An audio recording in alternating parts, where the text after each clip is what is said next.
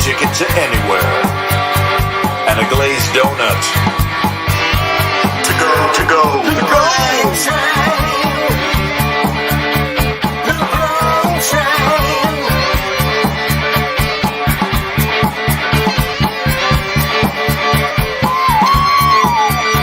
All aboard. Let's rock and roll.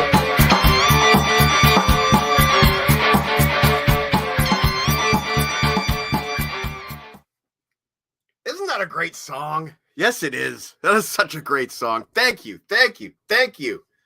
T-Bone Erickson once more for that amazing song and video.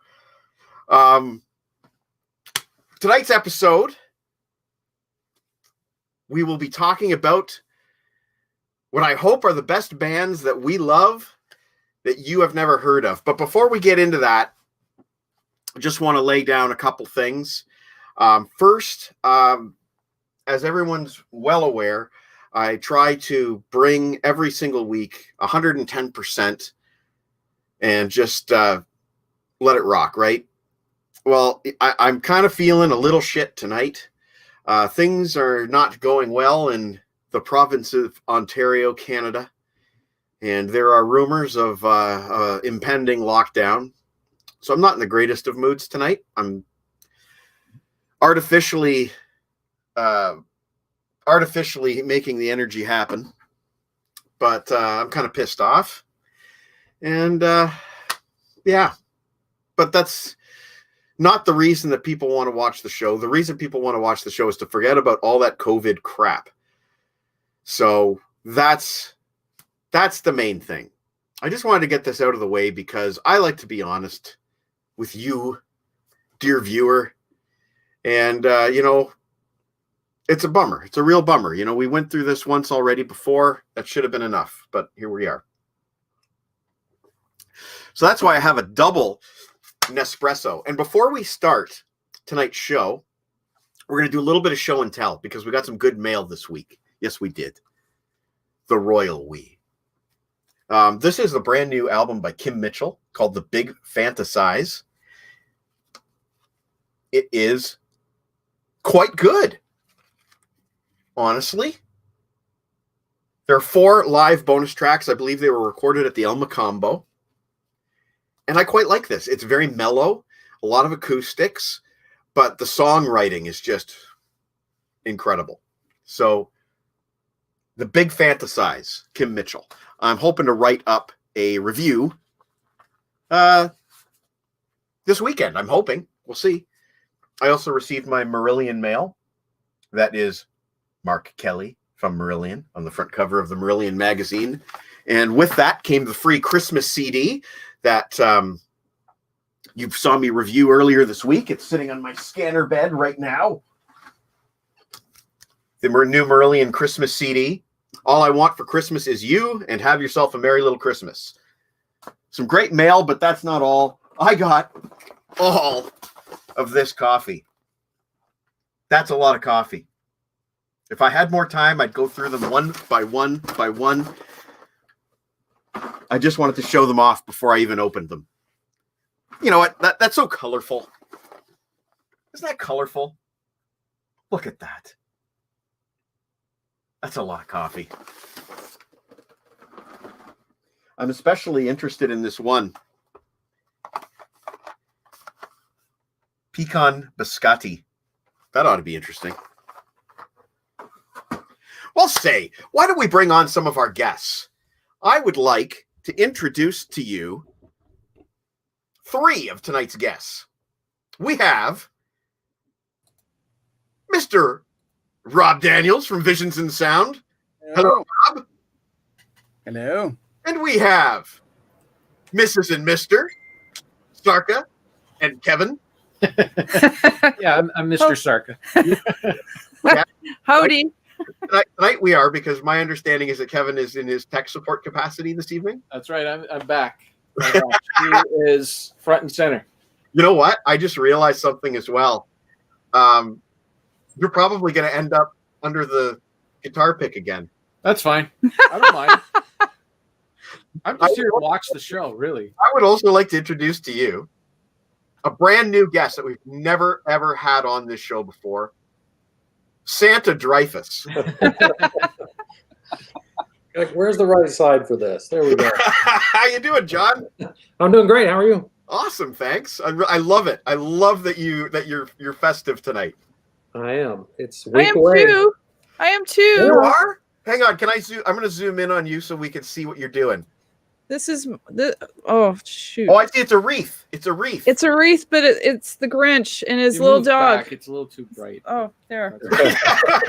There's tech support earning his pay. Yeah. Hey, at least he doesn't have the duct over his head.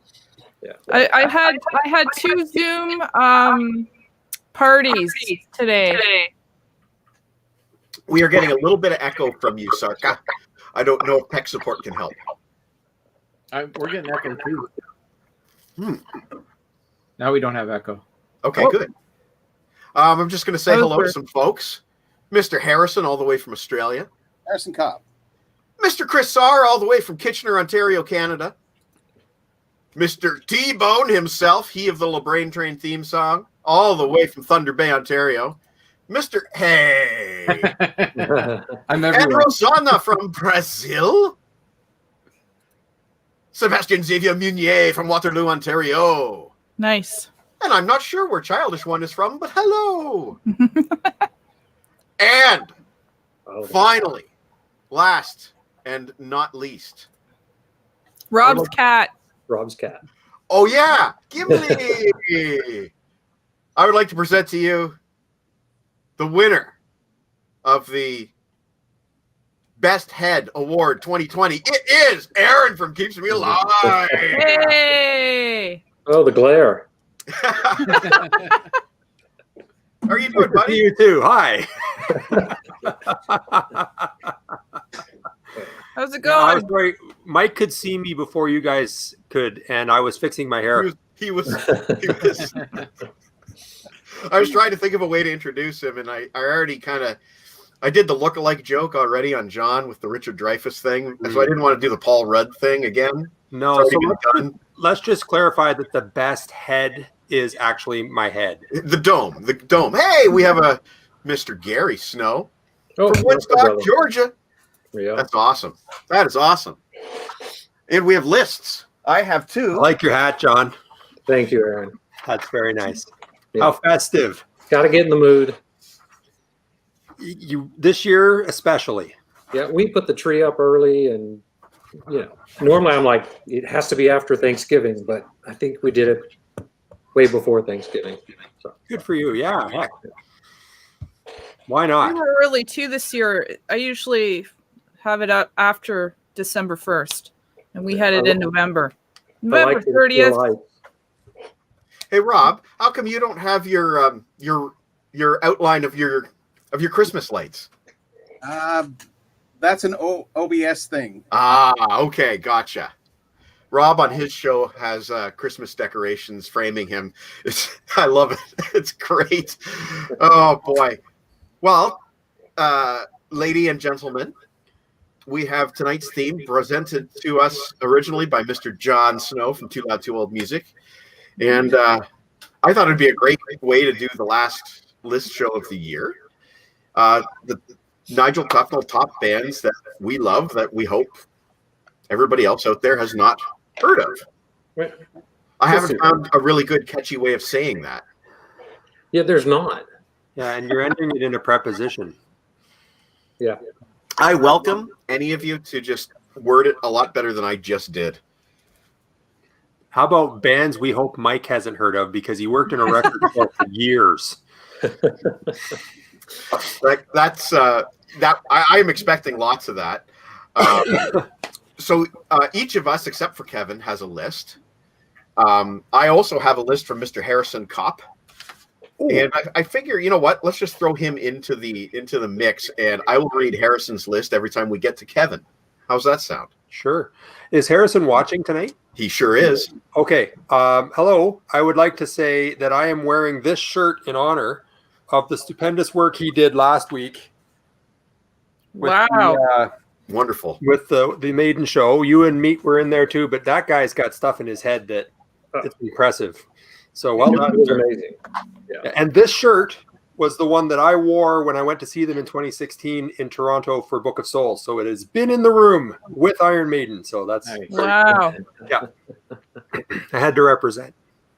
You know what? I just also want to just give Harrison a big hand for an excellent list show last week. And Jeff Steven, if you're watching, the check is in the mail.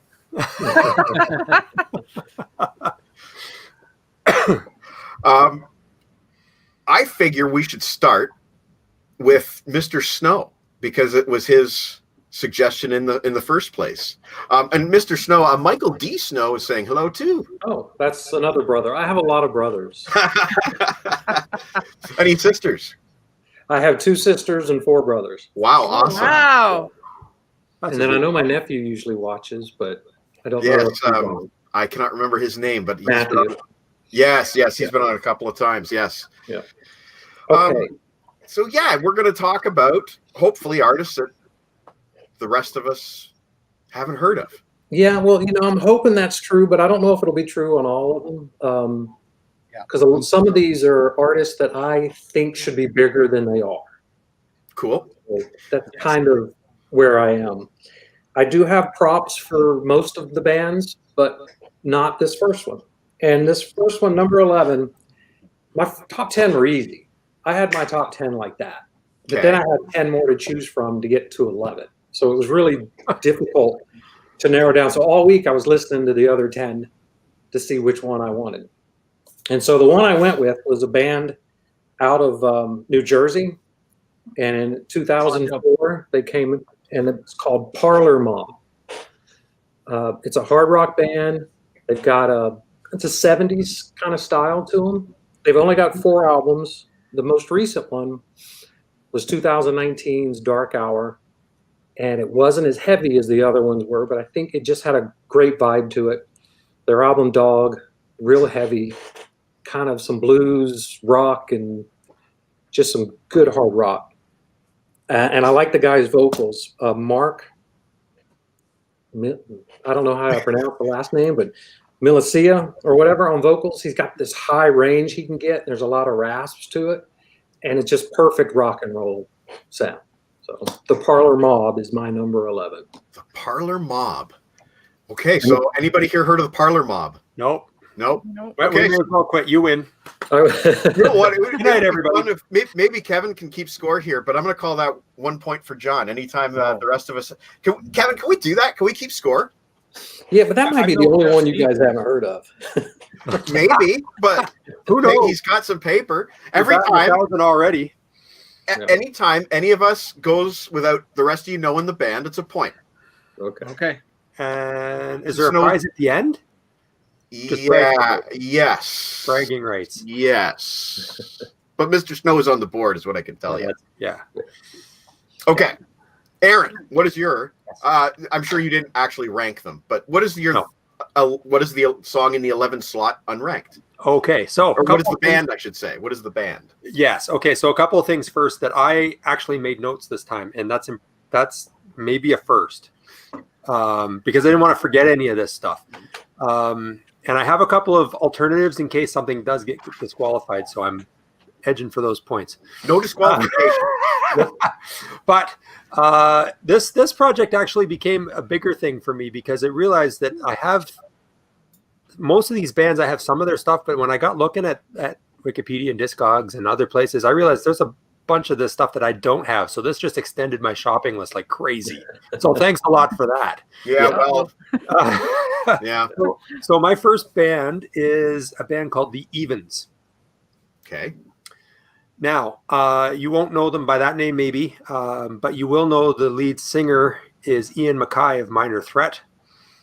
Okay. DC hardcore punk. So it's Ian Mackay and his wife, Amy Farina, and it's a duo, and it's indie rock. It sounds nothing like Minor Threat. She plays the drums and sings, and he plays guitar and sings, and it's really good stuff. They've got 3 records, and I love it all. Very cool. So check out the Evens. They have an album called The Odds, I think. Is Aaron on the board, people? I don't know that one.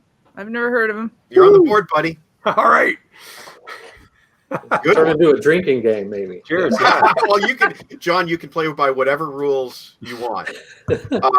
Now, I did make personal rules, although, for the record, I left it up to everybody to define how you define a band that nobody else has heard of. That's entirely up to you guys. But I came in with some rules for myself. They are: it cannot be a band that I know personally, because then I could just name 10 local bands that none of you have heard of, and who cares, right?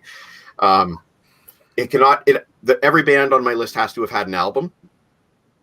And then I added a third rule, which is I can't be a side project of a more famous artist. But again, that's just me. Everybody else is going by their own rules. So with that in mind, my number 11 band is a local group, Starchild, from the late 70s. The drummer, it's not a side project, but the drummer ended up becoming very famous in a band called Helix. It was the first band from Greg Fritz Heinz. And the Starchild album is all but impossible to find. I do not own it. I've only heard songs on YouTube.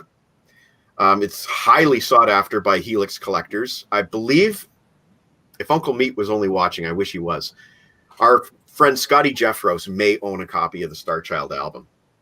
I would love to have that clarified at some point in the future, but I've never seen it for under $100. They also released a couple of singles. If I remember the Wikipedia article, I think they even had some early stuff produced by Daniel Lanois. Oh, there we go. Check Wikipedia to confirm my aging memory banks. So that's my number 11, Starchild. Am I on the map? Yeah. Yeah. Yes. Is that on the KMA Grail list, Mike? I think it is. You know what? I can't remember, Aaron, so I'm going to have to double check that. Okay, if it's not, get it on there. Yeah. Yeah. It's the kind of thing I would put a caveat on there. I'd be willing to pay up to $100. Okay. Whoa. For a good condition one. Not Yeah, for right. I was gonna say. Well, I've got 3 of them. If you know.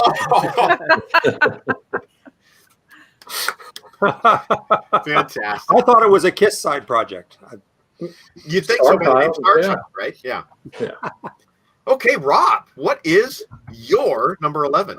Well, first of all, I'd like to start by saying that most of my choices tonight have something to do with either come from a movie or a video game or television. So with my theme. Oh, you're going to leave now. Fine. All right. So I first heard this particular group, one song in the film Hollow Man. And is that the invisible guy? Kevin Bacon, yeah. Kevin Bacon, Invisible Man film. And I was immediately intrigued. And turns out that I eventually interviewed one of the guys from the band, Neil Davich. And this is Suna's This was the album that first got me. Suna's 1 Minute Science. The song that's in the Hollow Man film is called Power Struggle.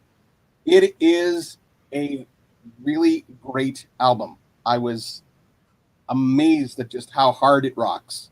Cool. I love this particular album. Yeah. So Suna, that's what got me started, and I've been looking into their catalog. There's not much there, but this was the one that got me started. Rob, how is that spelled? Suna, Sunna. Could be Sunna. Okay, Sunna. That's how I've always pronounced it, Sunna. Okay. Oh, So no, you I heard of it. Oops. maybe heard. No, I'm not going to say I've heard of it, but it's sort of. I've heard of it. No. Does that?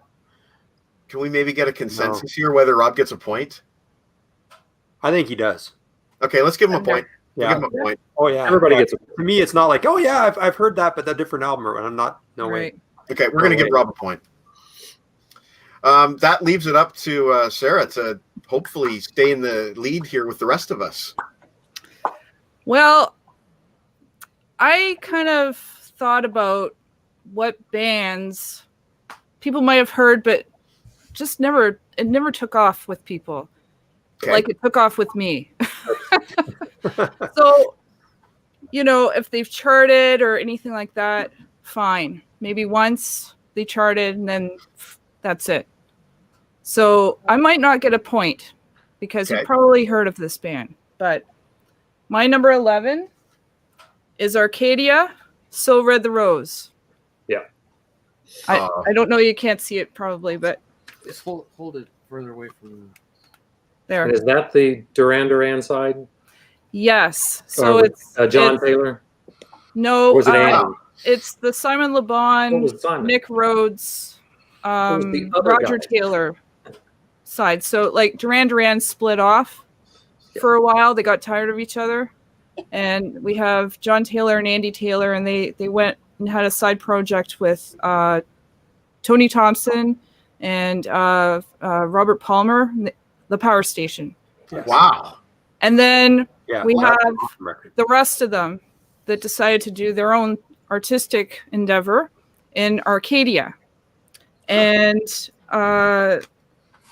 they had one release. It's called So Red the Rose. Apparently, it was a very expensive venture. And they recorded it with all the best producers and performers. And I loved it. It was released in 1985. Power Station. Power Station's awesome. It was released in 1985, and surprisingly, it really took to me. And I was a little kid. I was 11 when it was released, and it really took to me. And they had one or two hits, I say hits, because they had a video released on Much Music, MTV. But pretty much it was at this point where Duran Duran fans splintered. They either liked it or didn't. And right to the fact that like Simon Le Bon, he colored his hair a black. He went black when he was normally blonde. And that just turned people off, the girls off anyways. Anyways, I'm getting off track, but I love the songs on here, and I find them very artistic, and I still listen to it today, and I really like it. Cool. But when it was released, I didn't like, everyone was like, you like this? This sucks, the kind of thing. And it just sort of kind of went by the wayside, and I happened to find it for like $6 at a Dr. Disc in London. I'm like, yes, thank you. On CD, great. And it's been in my life for 25 years now. Wow. Like in CD form anyways. And it's got the notoriety of having the ugliest cover of any album I've ever seen in my life. Yeah, I'll put you. I'll zoom in. Hold it up here, Matt. See if we can get it. Yeah, that is not a great album cover. She does not look it's- happy. But it It's is a good ugly. album. That's not a great back cover either. No. It's There's nothing pretty great ugly. about that. It's pretty ugly. I've never liked it, but I love the album. And, so to me, this is a rarity, and I don't know why people don't like it, but whatever. Well, I'll tell you one thing. I'm giving you an executive decision. I'm giving you a point because you stumped LeBrain, so that's a point. Oh. And also just for like the sheer amount of info dump there was just amazing. Like I have to absorb all of this stuff. You can count on me. Just a couple of comments here. Childish one is liking the sound of this already, so fantastic. And Harrison wants to know if Tawny Kane is on Rob's list, but I'd say it's too early for us to start getting into spoiler territory, Harrison. So cool your britches while I reach your list. Mr. Harrison has honorable mentions to Max the Axe, Storm Force, and Heavy Cutting, which is actually an old Uncle Meat band that he had back in the early 90s, which did not make the list due to potential conflicts of interest, as I know at least some of the guys in those bands. Harrison's list is not ranked, so I shall just read from the top down. And I'll tell you right away that he does not get a point because his first pick is Baby Animals, Australian rock band from the 90s with Susie DeMarchi on vocals. And I have heard of Baby Animals because she is married to Nuno Betancourt, or was at one point. Wow. And John T. Snow is nodding his head because he recognizes Baby Animals too. Yep. Or at least Susie DeMarchi. I recognize those names you just married mentioned. Susie DeMarchi? DeMarchi, yeah. Excuse me. Yeah. So good pick, Harrison, and good on you for going to Australia for your first pick. Australia will come up again on these lists, guaranteed. Right. But no point for Harrison. I'm sorry, Kevin. Just mark him a 0. Mark, to quote Walter Sobchak, mark it 0! He's got a 0.0 so far. Over the line. Over the line. It's league play, Donnie. Oh, great. So that brings us full circle. That is Harrison comment.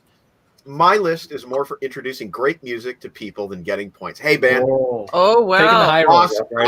I love it. I love it. And T-Bone recognizes Baby Animals. Now, to be fair to Harrison, this whole keeping score thing is something I just decided at start.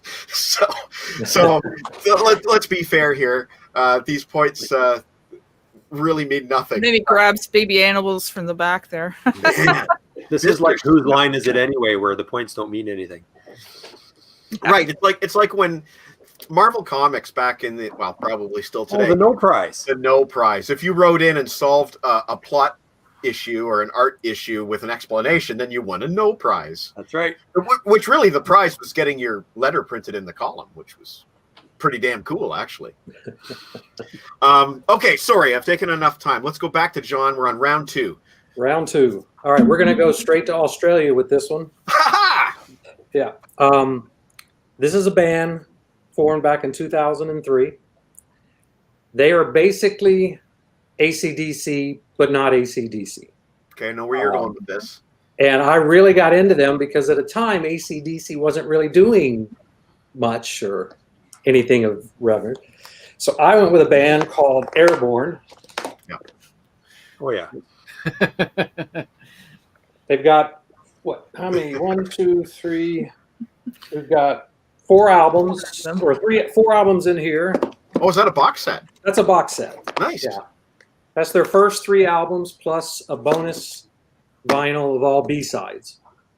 Very cool. Then my favorite one of theirs is this one.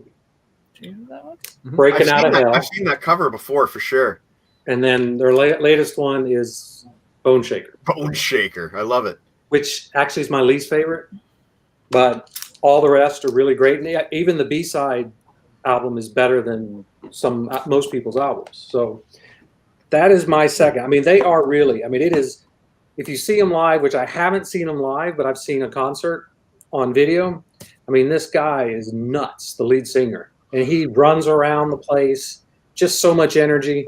And they're basically AC/DC at their finest. That's awesome, man. Yeah. I love the box set. It's brilliant.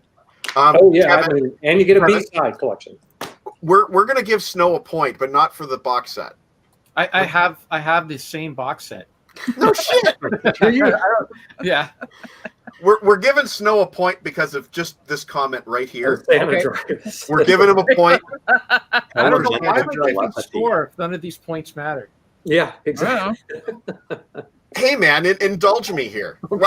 I might be going somewhere with this. On the other hand, I might be going nowhere with this. Who the fuck knows? I've had half of a coffee already, and I'm just getting started. But my list is more like Sarah's. I'm going with bands that I like that might have had, some of these might have had a hit, but they just never went to the level that I think they should have. Yeah. Well, if that's the case, then I'm giving John another point because I have the same box set and it's fantastic. Okay, It's, There you it's, go. it's You get 2 phenomenal. points. Yeah. so John now actually has a lead, which is we're all in trouble now. Jeez, and who knew that Kevin had all this executive power? I didn't even know that. So you So put the pen in my hand. The Well, Kevin train. There you go. T-Bone, write me a song. I reserve the right to determine what the points mean, and if I get last veto power. But yeah, I'm good with John now having 2 points for that Airborne box set. Also, I mean, that's a pretty cool looking box set. Let's head over to Mr. Books. Oh, yes. Hi. I was just listening along. Now, my next one is one you probably know. At least I assume people know. But I wanted to get it in here because it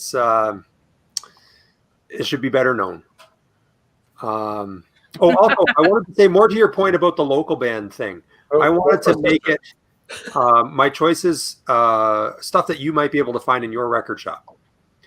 Like picking local bands from around here. Yeah. It doesn't do anybody any good. Yeah. No, The Owen Sound All-Stars. Yeah, well, there are many. Yeah. But no, I wanted to make it like an official release you might be able to find or go online and get it or whatever. So at least it's something recognizable. But so my next one is a man by the name of Billy Childish. Anybody know Billy Childish? I know Childish Gambino. Crickets. Oh, wow. Okay. I think everybody should know Billy Childish. Let me explain. He is, how do you describe him? He's like a Renaissance man. He's done over 100 albums. Oh my goodness. Okay. I have it here. Automatic point. Write it down. Yeah. He has several band names. He goes under his own name. He's British. But he's done spoken word albums, books of poetry, paintings, photography. He's a filmmaker. A lot of the music is more like garage rock or punk or blues thrown in there. There's some surf songs thrown in there. Some of the other names, he goes under The Headcoats, The Headcoats Sect, Buff Medways, Chatham Singers, Musicians of the British Empire, Vermin Poets, CTMF, William Loveday Intention, Jack Ketch and the Crowmen. No, it's not. So anyway, he's done a lot. And I honestly thought somebody would know Billy Childish because he's awesome. He's a very outspoken about protecting creative spaces and creativity, and he just is a machine. So can I make an executive decision here? Yeah. Can we give Aaron half a point for every single alias that Billy Childish uses? Oh, I didn't even read the whole list. Oh, forget it then. He gets a point though, that's for sure. That's a stump LeBrain too. Okay. And, I'm really, really happy that I do have my very own regular troll, and it's James Kalen. I love it. Yes. James I didn't Kalen even is my troll,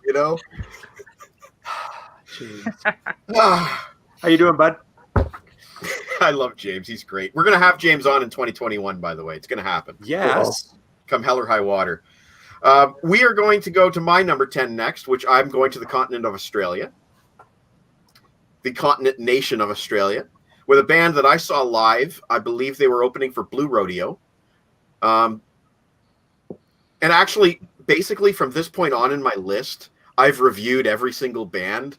So chances are I'm not going to score points here, but we'll see how it goes. The Whitlams. You guys know the Whitlams? Nope. All right, none of you read the review. They were great. They were a piano-based pop band.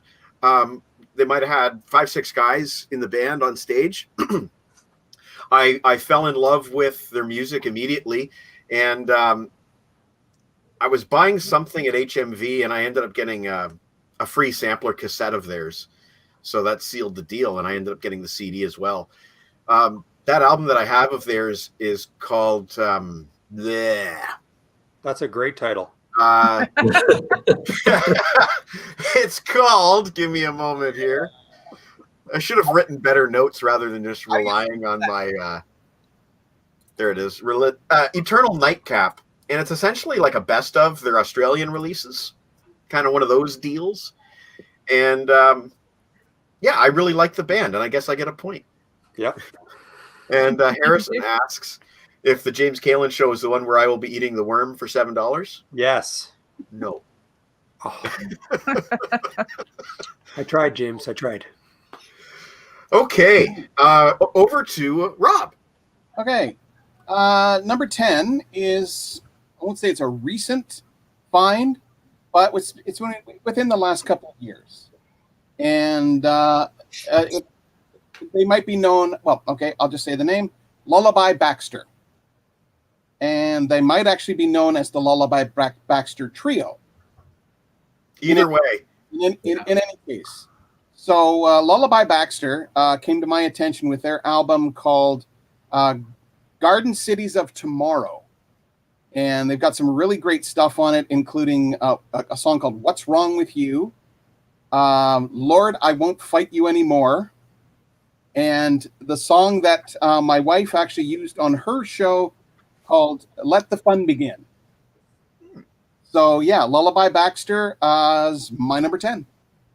That's a point. And you know what, Rob? I'm going to give you 2 points for managing to include Dorothea in this show.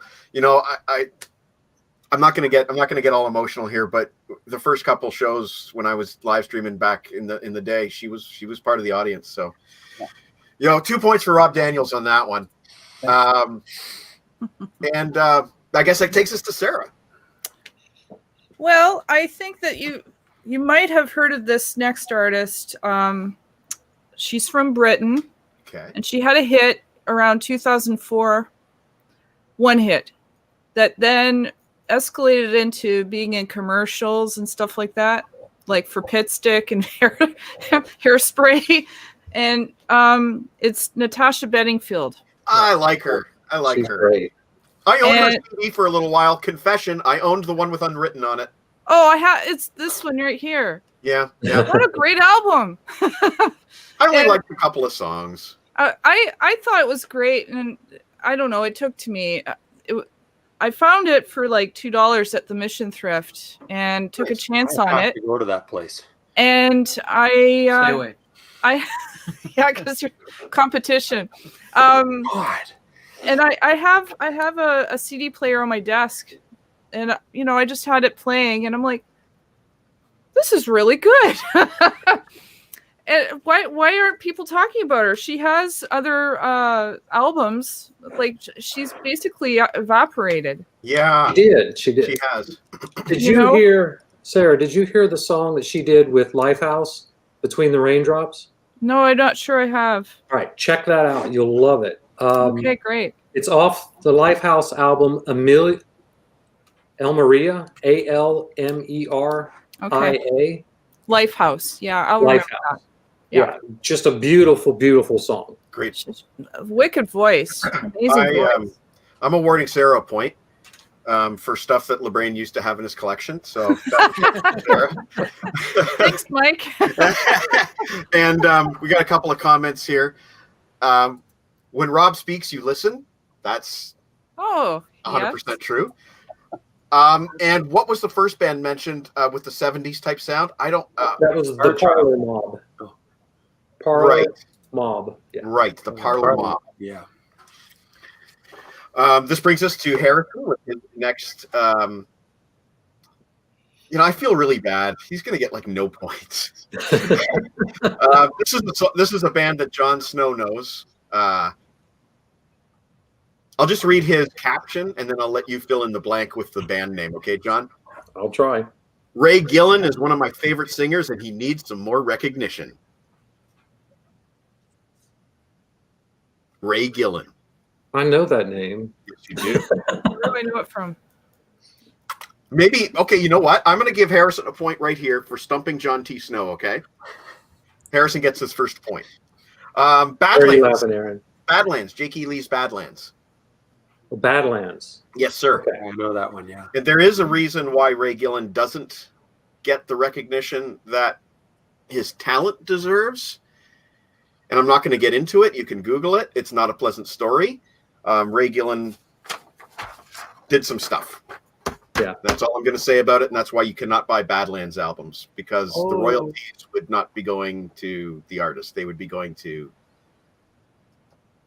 victims. That's all I'm going to say. Yeah, gotcha. Yeah. I'm saying- Ooh. Yeah. Okay. So anyway, I agree though musically, it's a real shame. It's a real shame when something like that happens, and there's an absolutely brilliant album out there that'll probably never be sold again because of some really messy shit that happened. Yeah. Real shame. Yeah.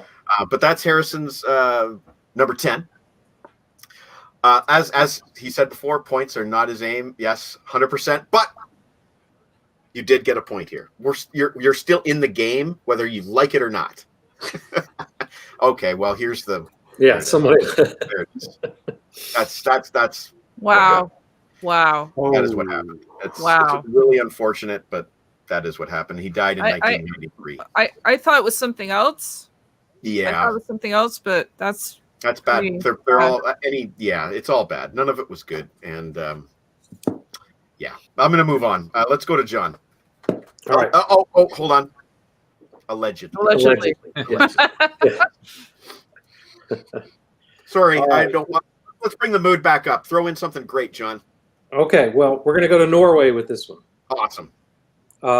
This guy has 19 solo albums. Whoa. He's got 4 albums with a band called Master Plan.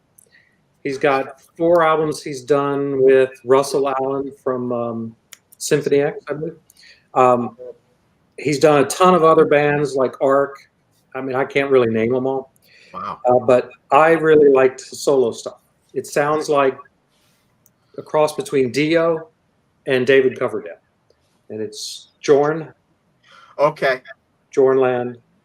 So this is a box set. I forget how many. It's 12 albums in here on CD. It's really great. The only downside, he does a lot of covers now. But the best cover I've ever heard him do was he covered Kiss's song Naked City. No And kidding. he just did a fabulous job. Oh, I wonder. That isn't on the Mitch LaFon compilation, is it? I don't know. I want that. I don't have that. The Oh, World of Heroes. I need to get a copy of I that. bought one of the last copies off Mitch, and I sent it to Jompa Wilmanius in. Sweden.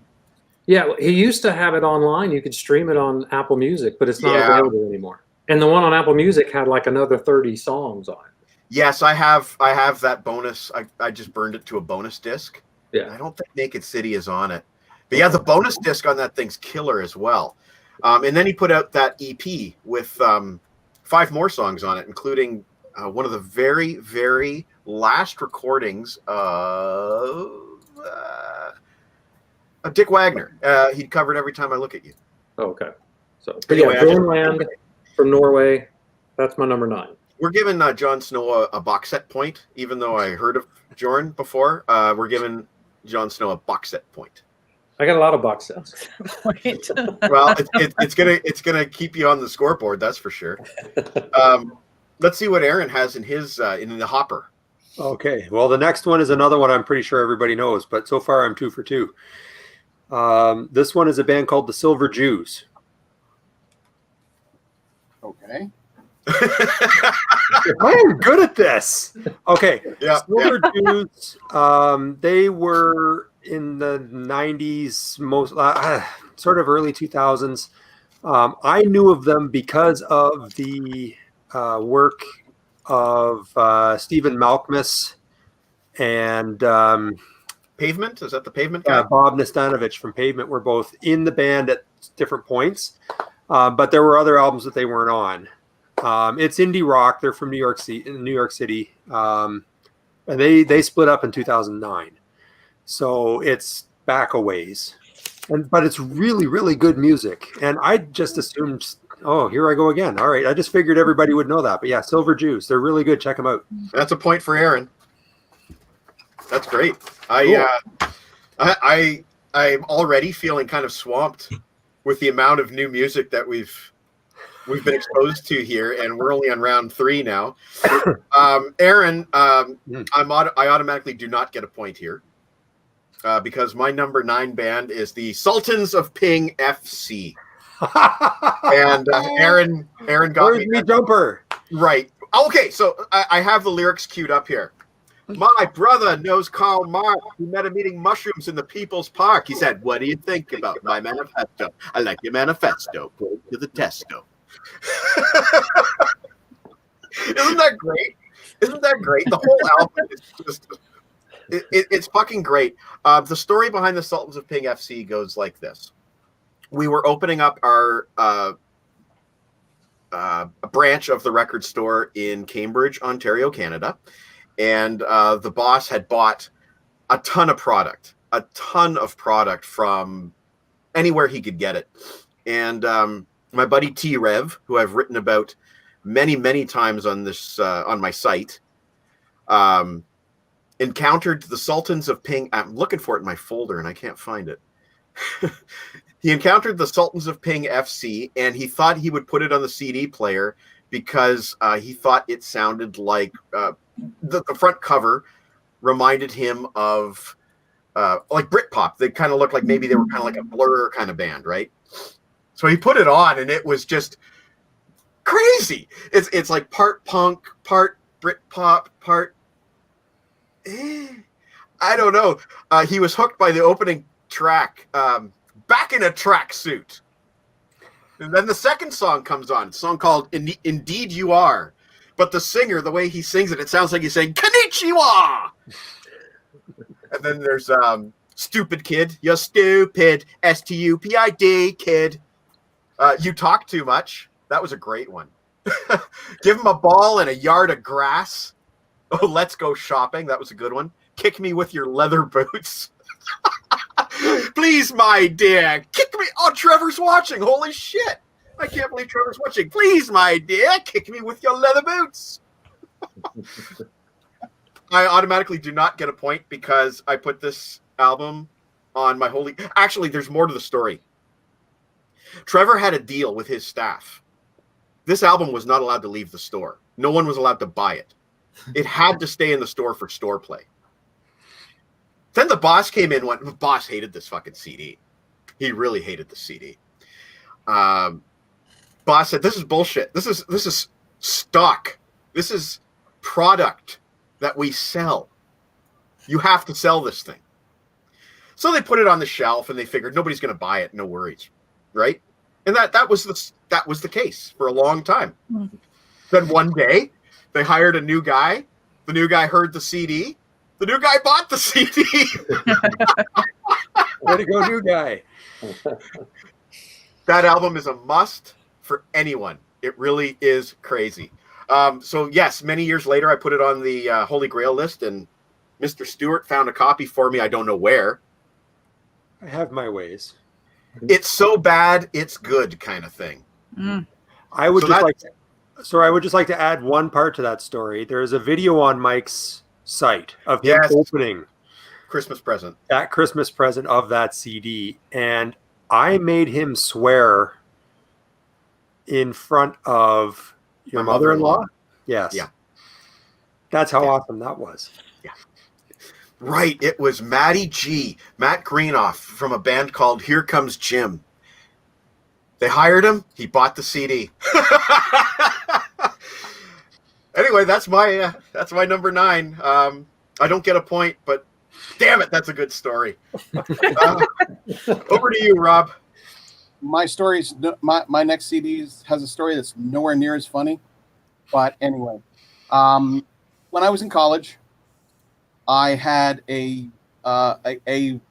fundamental shift in my musical taste.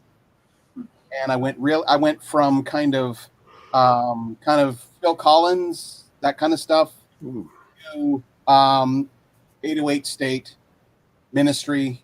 Oh, wow. And this next group, which actually does cover the Canadian portion of this, and that is Frontline Assembly. Oh, okay. Yeah. Oh, sure. Yeah. I'm sure a lot of people have heard of this, but I hadn't heard of them up to that point. They have some great albums, some great sampling stuff, but this Tactical Neural Implant is what got me on board with them, and I've loved them ever since. Rob, is that a network band from out west? I would say yes. I would say probably you're right. Wow. What year? What year is that? 1992 is this one. Wow. Nice. Okay, Frontline. Second What's year of that? college. Frontline Frontline Assembly. Okay. Frontline Assembly. Yeah. Kevin, we're going to give Rob a CanCon point. Cool story, Rob. I got to see Ministry in concert in Saskatoon with My Life with the Thrill Kill Cult or whatever they were called. Oh yeah. And that was quite a wild show. It was a lot of fun. Oh yeah. I have not seen Ministry in concert. I would love to. Yeah, there's something else. I think I kind of missed my window on that one. Yeah, probably. I respect that choice. I'm pleasantly reminded that you have this heavy industrial music background too. And I still have most of them. I have Mind is a terrible thing to taste. Yeah. In my collection back here. A few other and Psalm 69 still back in. So here's a question I'd like to ask the panel in general. Like we're talking about Ministry here. Has anybody seen pictures of what Al Jurgensen looks like today? No. Holy crap, man. He's gone full throttle. He has like eyebrow rings all across his forehead. He's got he's got facial tattoos. He's completely, and the long dreadlocks. Like he is hardcore. Okay. If I could quote Dennis Miller from a long time ago in one of his rants, from the sounds of that, he looks like he fell down the stairs while carrying an open tackle box. I remember Red Green did a sketch where he said, "And what are with all these piercings? They're not mooring rings so that you're stuck to your desk to do your homework." Crap. Anyway, Sarah, over to you with your number 9. Well, we're going to Australia. Oh yeah, good representation for Australia tonight. And this is sort of a duo, and it's a side project. It's Max Q. I know this one. This was should I say it? Q. No, you go ahead. It was Michael Hutchence. Yes, and He's one other guy. And his friend Ollie Olson, and I'm not sure what his background is. I think he might have been a producer, a music producer. I don't know, but yeah, they released this, and I'm trying to figure out what year. I think around 1989 thereabouts. And I remember my friend Jen and I loved this. Well, it was cassette at the time. That's all it was cassette. We loved this, and nobody else liked it. And I still listen to it today, and I thought it was a really decent side project. And again, you have Michael Hutchence, who, all the girls fawned over, myself included. He had great hair. He cut off all of his hair, shaved it all off. For that? For this. And because he just wanted to do something totally different. And I like it. That's number 9. I'm giving Sarah 1 Max Q point. That's fantastic. Yeah. Okay, so we're back to Harrison. And like he was saying earlier, his list is designed to expose people to bands that he thinks really deserve your attention. And I got to agree with him here. Hollywood Vampires. Yeah. If I say the name Hollywood Vampire, how many people here on the panel know who I'm talking about? I've John? heard of him. Okay. Well, we got a few. Anyway, for those who don't know, Hollywood Vampires is a Alice Cooper side project. I find it kind of strange that Alice Cooper has a side project at all. I consider it an Alice Cooper album. I file it under Alice Cooper in my collection. You don't file it under Johnny Depp? I didn't want to mention his name. Johnny Depp and Joe Perry are in the band. The first album is all covers with 2 originals, I believe. And actually, the first original features Sir Christopher Lee on lead vocals. We talked about Sir Christopher Lee several weeks ago on one of the list shows, and I can't remember what the list show was, but we did talk about Sir Christopher Lee being in a metal project. Anyway, long story short, Hollywood Vampires now have 2 albums. Their second album is mostly original, and it's really good. It's very Alice Cooper-y. It's billed as a band, but when I listen to it, I just hear Alice. Yes, you can hear that Joe Perry is wailing on some pretty awesome guitars there, but Joe Perry's played on Alice's solo albums too. Anyway, Harrison Copp, really good pick there with Hollywood Vampires number 9. Didn't know that. We're going to award Harrison a point for rocking so hard. Alice Cooper, the nicest guy in rock, stands with Johnny Depp. Good enough for me. I don't want to get into the Johnny Depp thing. I already said too much downer shit tonight. Yeah, we don't want to say. He's only. I do. Harrison's point is that Alice Cooper is a stand-up guy, and I 100% understand that. What did Johnny Depp do? He just recently had a big thing with his ex-wife. Defamation suit against his ex-wife for abuse. That's basically what it was. Pretty. It doesn't make either of them look very good, and no, not at all. I don't want to bring us down again. Okay, happy thoughts. Tom Hanks is still good, right? He hasn't done anything. Tom Hanks is fine. Okay. Tom Hanks is still fucking awesome. I actually heard that 15 women came forward and said that Tom Hanks was really, really nice to them. Oh. I'm going to big props to some of the guys that you hear are the nicest people in Hollywood. Yeah. Tom Hanks, Adam Sandler, Keanu Reeves. Yeah. You never hear a bad word about any of them. Nope, you're right. Trevor. Mel Gibson. Come on, you got Mel Gibson. Kevin Spacey. Yeah.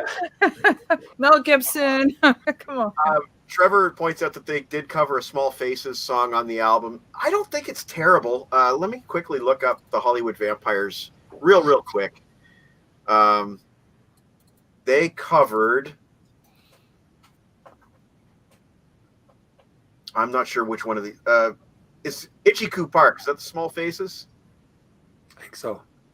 It wasn't bad. It's not as good as the original. It's not even as good as Quiet Riot's cover of it. But whatever, it's not a bad album. I'm still siding with Harrison on that. John, let us get into round 4 with your number 8. Number 8. All right, it's a band that was formed in 1987. Look who it is. Hey, Jay. Nice to see you, buddy. It's like 1 a.m. where he is. Oh, man, that's right. Hello to the former Ouija. Yep. Okay, sorry, John. Go ahead. No problem. It was good to see him on there. Yeah. So formed in 1987. They were really big in Canada. They were really big in Japan, but they never did anything here in the States. Can I guess? They have about 16 studio albums. I know it. One of their little side projects was called Rubber. Harry Hess is on vocals, and I can't pronounce Pete's last name. L'Esperance. L'Esperance, and the band Harem Scarum. Nice. So, and again, another box set. Yeah. I'm going to show you something, John. You have it? No, I have this.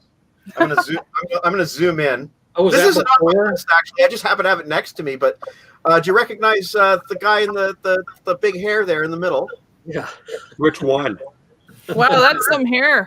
The ripped shirt. You see the ripped shirt there? Which one? Well, this is Harry Hess's very first album when he was like 17 or 18 years old. So that had to be right before? Yeah. 85, I think this is. Okay. 1985. Yeah. Wow. I don't have that one. Almost, buddy. All right. That's a good one, John. We're giving you a CanCon point. Yeah, I figured I'd get one after Rob got a CanCon point. CanCon and box set. And box set, yeah. So 2 points? Does he get 2 points? John, yeah. Do I get a point for having seen Harem Scarum in concert? Ooh, Yeah, actually, yeah. that's 2 points. One for me, one for Aaron. We weren't even supposed to. Point for knowing who Harem Scarum is? No, we went to that show and it was supposed to be the Archangels, but they didn't show up, so Harem Scarum played. Wow. Ah. Oh, that's Yeah. cool. Archangels are better known as Stevie Ray Vaughan's backing band, right? Yeah. Yeah. Oh, wow. Trevor Girdot regarding Harry Hess on the front cover of this Blind Vengeance album. Looks like White It looks Oprah. like the White Oprah. There's some You get a CD, and you get a CD. Okay. Over to Aaron. Mr. Yeah. Brooks. We'll see you Yeah. leave. Couple of things. If you see me looking up and smiling, my lovely wife and the kids are upstairs watching Elf, I Right love it. and they're just up there laughing like crazy. So, and also, if Jay is watching, hello, brother. It's been a while, and I have this Johnny Cash album here because of you. If you remember in the background on your blog a long time ago, you had that album, and I put that up there because it made me think of you. Okay, so my next one is one I reviewed for the KMA, and so you probably will know it. It is a band called Witch. Metal? Witch. Is that metal? Yeah, it's like it's really awesome stoner metal. Sort of doom. Yes. Yes, there you go.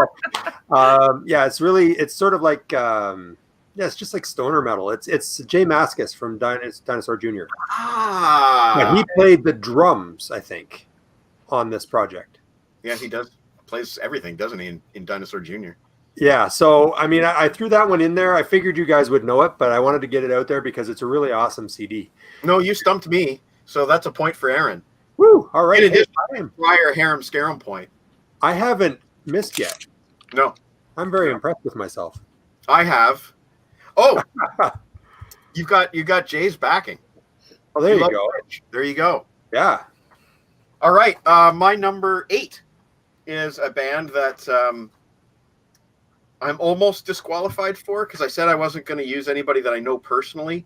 I don't, even though I'm Facebook friends, I don't think I would presume to say that I know him personally. So I will go ahead with my number 8, which features Torontonian actor, Anthony J. Misford from the band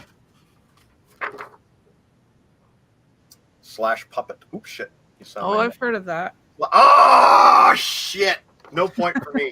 Great little glam rock band that came out. Only by name.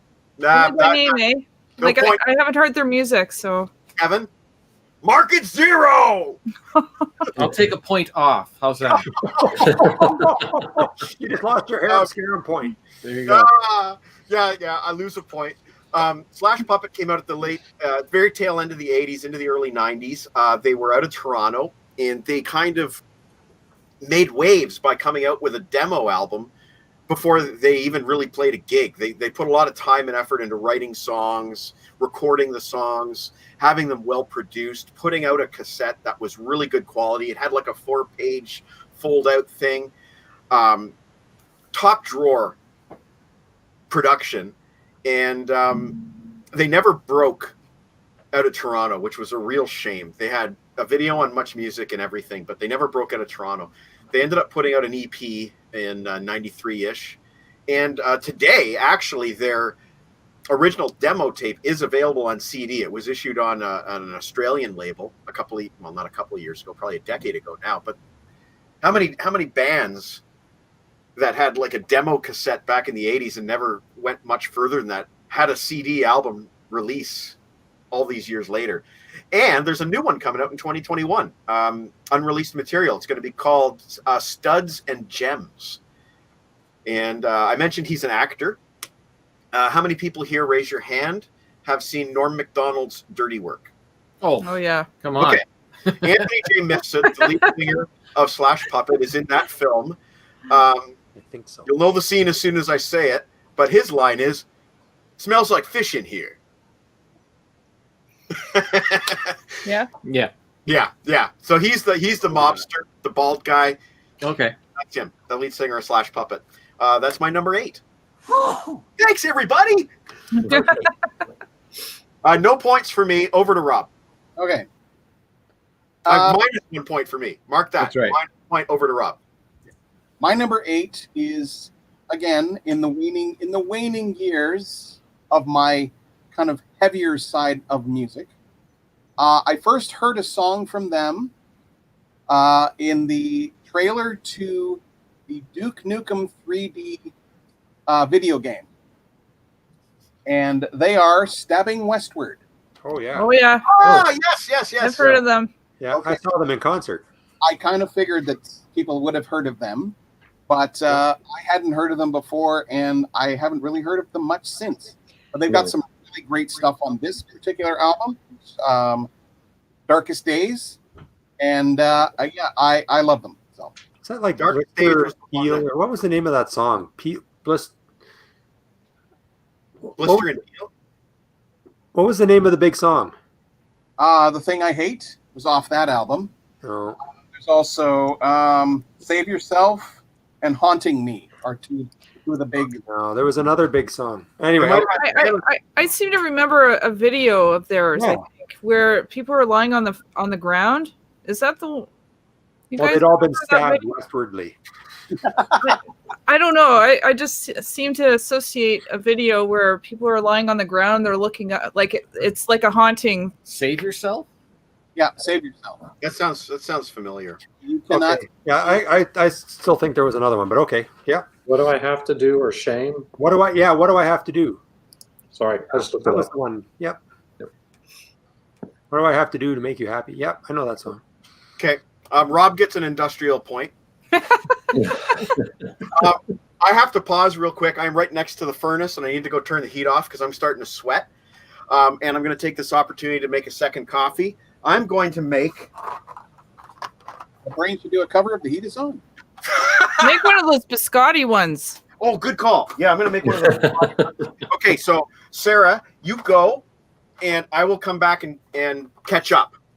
Okay. All right. Okay, good. He's gone. Let's talk about him. All right, everybody gets 5 Aaron points. and I start talking about exercise and Finally. not drinking coffee. Oh yeah, right. Are those pods? Those are pods he has, eh? Those Nespresso pods. They have to be. Yeah.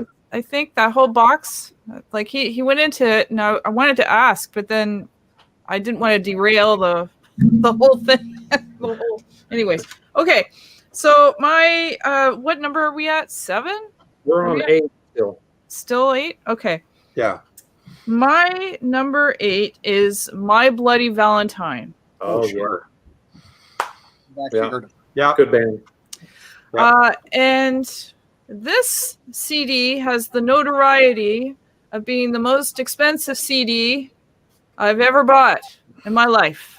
$28 at HMV. Oh, ow. And it's not even an import. I would have given you mine. And so the backstory is that I had never heard of them before. And a friend of mine back in Sudbury, Ontario, had a radio show on the university radio station up there, Laurentian University's I don't know, I can't remember the call letters. But anyways, she had taped one of her shows, and on it, she plays a bunch of independent, random music. And one of them happened to be I Only Said by My Bloody Valentine. And I just took to the song right away. It's a bunch of noise. It's just lots. I can hear music within it, but normal ears would just it would sound like noise to them because it's just woo, woo, just a. I don't know how you would even classify it if it's industrial. Shoegaze, I think they call it. Say Shoegazing. shoegazing. Shoegaze, yeah. That's what I call it. Fugazi. Shoegazing. But I loved it. And of course, up in Sudbury, where it's like a third world up there, that you can't get the music up there that you can down Running water.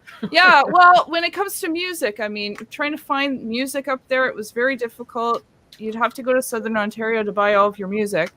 And I found this at an HMV in London, Ontario, when I was visiting my sister. And it was like $28. The sticker on it was like all old because it had been in there for a long time. Nobody was buying it. There was dust on it. I could tell you why.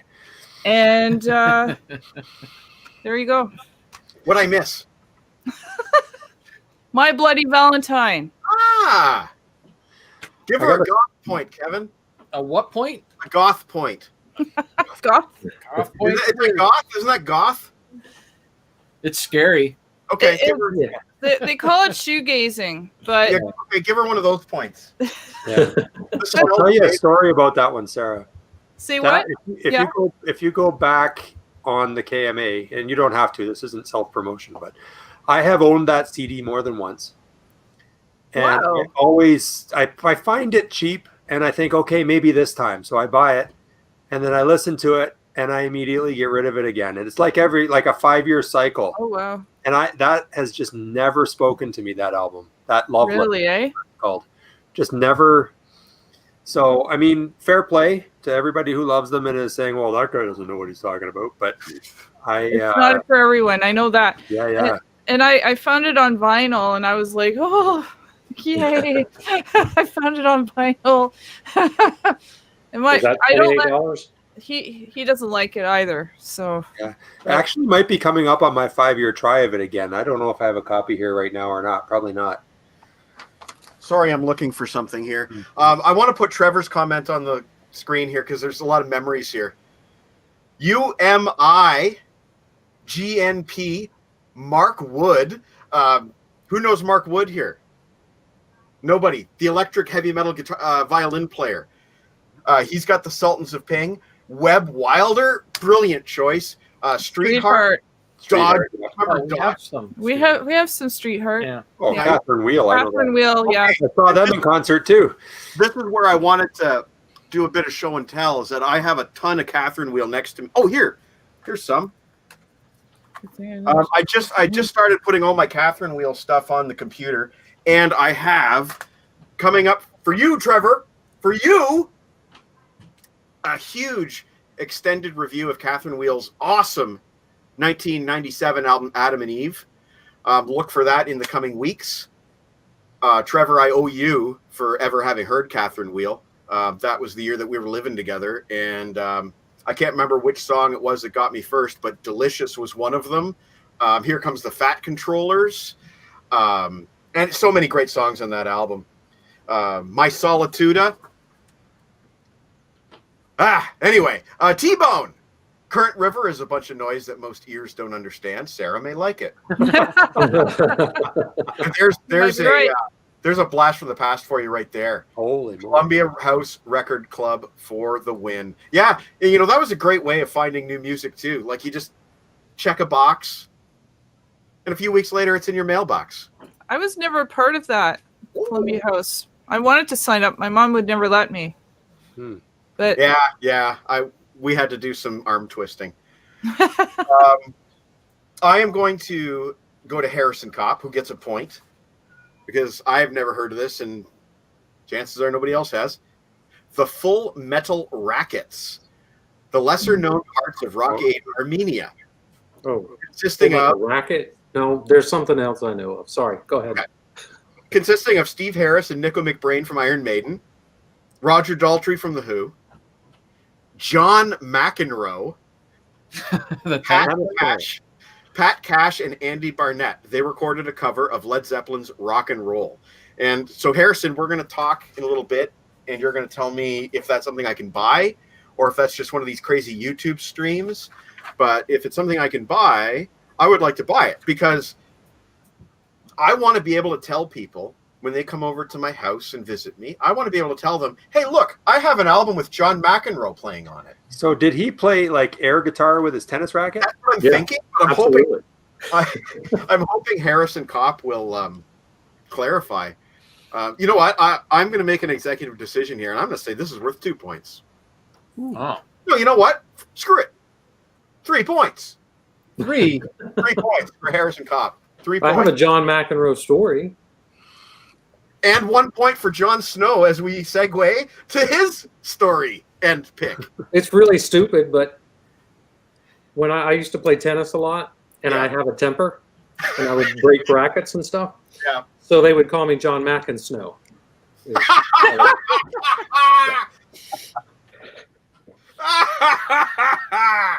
There's a point. Harrison clarifies that there's a video on YouTube, so everybody check out the Full Metal Rackets. I guess the racket, John McEnroe. Yep. That's pretty cool. You got a point. You got a point. Everybody gets a point. There you go. You know what? 1 point for everybody. Woo! Ooh, this round's on Mike. John, take us into your number 7. All right, we're going to stay in Canada with this one. Good plan. Now, this one is a singer. I'm following a singer through his career, and so I think he's incredible. His first album came out in I lost my list. The first album came out in 1990. It was a solo album. Bruce Fairbairn produced it. I know. I actually have the review of this album on Wednesday coming up. Can I ask a question? Yeah. Is this one of Deke's favorite artists? I don't know. I don't think so. Okay, keep going. He was, not only did he solo, he was lead singer for a while for a band called Danger Danger. Yeah. He had another band which was phenomenal, but they only did one album called Shoegazer, something like that. And he's got a current band with the members of Danger Danger called The Defiance. And his name is Paul Lane. Stick it in your ear. This was the 1990 debut. It was pure 80s rock. And it was wonderful, but it was 1990.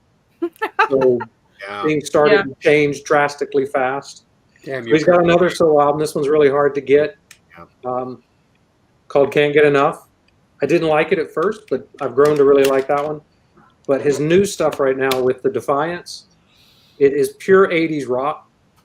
It is just incredible. If this came out back in the day, these guys would have just been massive. It's just that good. They've got 2 albums together. I'm hoping they're going to do a third. And if you like country, he has a country album with a band called Dark Horse, which has that 80s rock flair, but it's more country, of course. And he's just got a great, great voice. And how he never got really huge as a solo artist, I don't really know. So. Okay, so John, 2 points. 1 for CanCon, and 1 for being able to educate me on a CanCon artist. You didn't know? I didn't know that country stuff. I didn't know the Defiance. So yeah, check out Shoegazer too.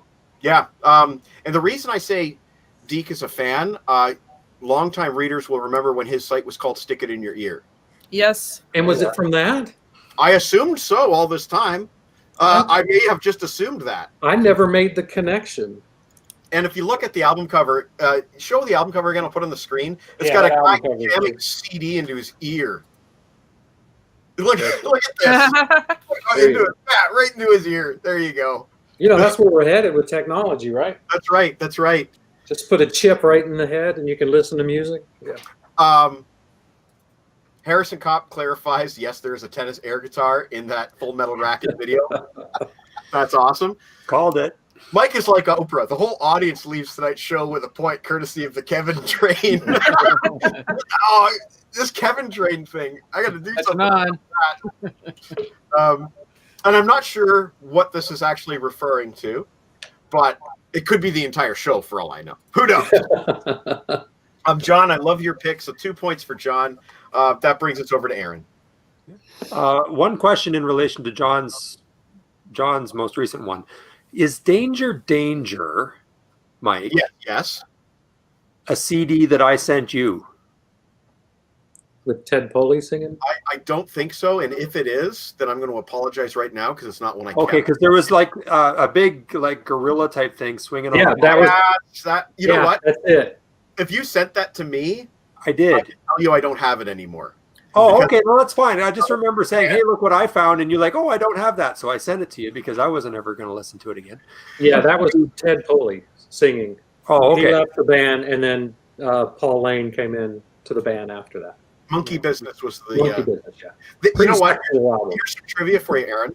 Huh. They were gonna call that album Monkey Business, and that's why they had the ape on the cover. Mm. And then a little other band that you may have heard of called Skid Row Skid Row, dropped their next single, which was called Monkey Business. Okay. And so Danger immediately had to change the album title, and they just decided on screw it because Yeah, they had the artwork already, right? So they had to rename the album. They're like, screw it. yeah. Or maybe it was just like, well, we tried to come up with another album name, but screw it. Basically, that's it. Yeah. Exactly. No, I had a buddy in high school who really liked those guys, and so that's where, like, visually when I saw it, I was like, oh, hey, that reminds me of. And I've got 2 sisters and 2 brothers watching tonight, so that's good. nice.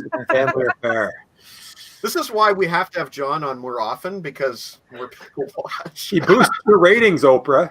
Basically, at this point of the game, I think all my views are simply family members of the people who are on. But I don't know. I might be wrong about that. Anyway, Aaron, sorry. Go ahead with your number 7. Oh, okay. And I'm going to change things up again. Up to this point, I've been giving you the name and then describing, but you guys have all been saying, okay, here's the description, and then I'm going to drop the name. So I'm going to try that. So this next one, she is Malaysian by birth. Then she moved to Kuala Lumpur, and I believe currently lives in London, England. She was discovered by Patrick Keeler of the Raconteurs, who passed the music on to the manager of the White Stripes and the Raconteurs, who then passed that on to a man named Emmett Malloy, who is very big for making surfing movies. And I have all of those. Does John know already? No, I was reading my brother's comment. Oh, okay. So anyway, this whole long chain led to her being signed to Brushfire Records, which is partly owned by Jack Johnson. And that's how I discovered her, because I really like Jack Johnson. I like the Brushfire Records thing. I have her debut, but she's got 1, 2, 3 other albums I don't have. So this is another one that I need to. I've never seen, and I haven't been anywhere in a year and a half. So, and her name is Z Avi. No, I don't know. Awesome. It says Z or Z E, and then the last name is AVI.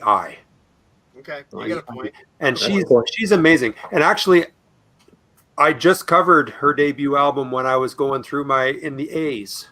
When I was going through all my albums. However many months ago the A's That was like 2 or 3 months ago because the Beastie Yeah, I Boys know. was in forever. But there was a big song called Poppy. Poppy took my baby away from me. And she's awesome. She has a very sort of singer-songwritery, strummy, but she's a beautiful voice. And I recommend her too. Brilliant. So we got you marked down for a point. Yeah, well, I haven't missed yet, so I should get a point for just stumping you guys. And this one I'm gonna put this one up to a vote. Does John get a point for most siblings viewing? I say yes. but that's- Unfair Okay, advantage. He's got okay, that's a point for John. no unfair advantage. He's got like 85 siblings. I know, but we voted on it, so tough. And Peter would like to name drop some bands here that I've heard of Zumpano, but not well enough that I would give him a point for that. Naga Hide 5, also don't know. The 222s, don't know. D and the Yeoman, don't know. And the Unintended, don't know. So if Peter was playing, he'd have that's like 80 points by now. So good on you, Peter. This brings me with my number 7. And similar to my last pick, which was Slash Puppet, I don't know this gentleman well enough to consider him somebody that I know personally, but I am Facebook friends with Michael Willarding from a band called Feel. They were big in the Toronto area around the same time as Slash Puppet. They both had their same the same debut on CD, which was a compilation called Raw Meat #1, came out in 1990. Feel were originally known by the name of Russian Blue, and they did 2 demos as Russian Blue, and changed their name to Dead Moon at one point before finally settling on Feel. And they released a CD as Feel. The CD was called This. Feel This. Get it? That CD came out around 94, 95. At one point, the band were kind of compared to like a modern day Zeppelin because the lead singer had a really good high voice. They transitioned into something a little bit more alterna rock, and I think they really were on to something. I think that they could have been big. I think that they had the songs, but they never made it big, which is a real shame. Now, having said this, I'm kind of wondering if something is up in Feel land, because my hits have been going crazy for this band recently. Every day they're in my top 10. And I noticed on Michael's social media that he's playing the drums and recording. I don't know. Maybe there's an album. Maybe there's some new recordings. Maybe there's a reunion in the works. I don't know. This is the gossip part of the show.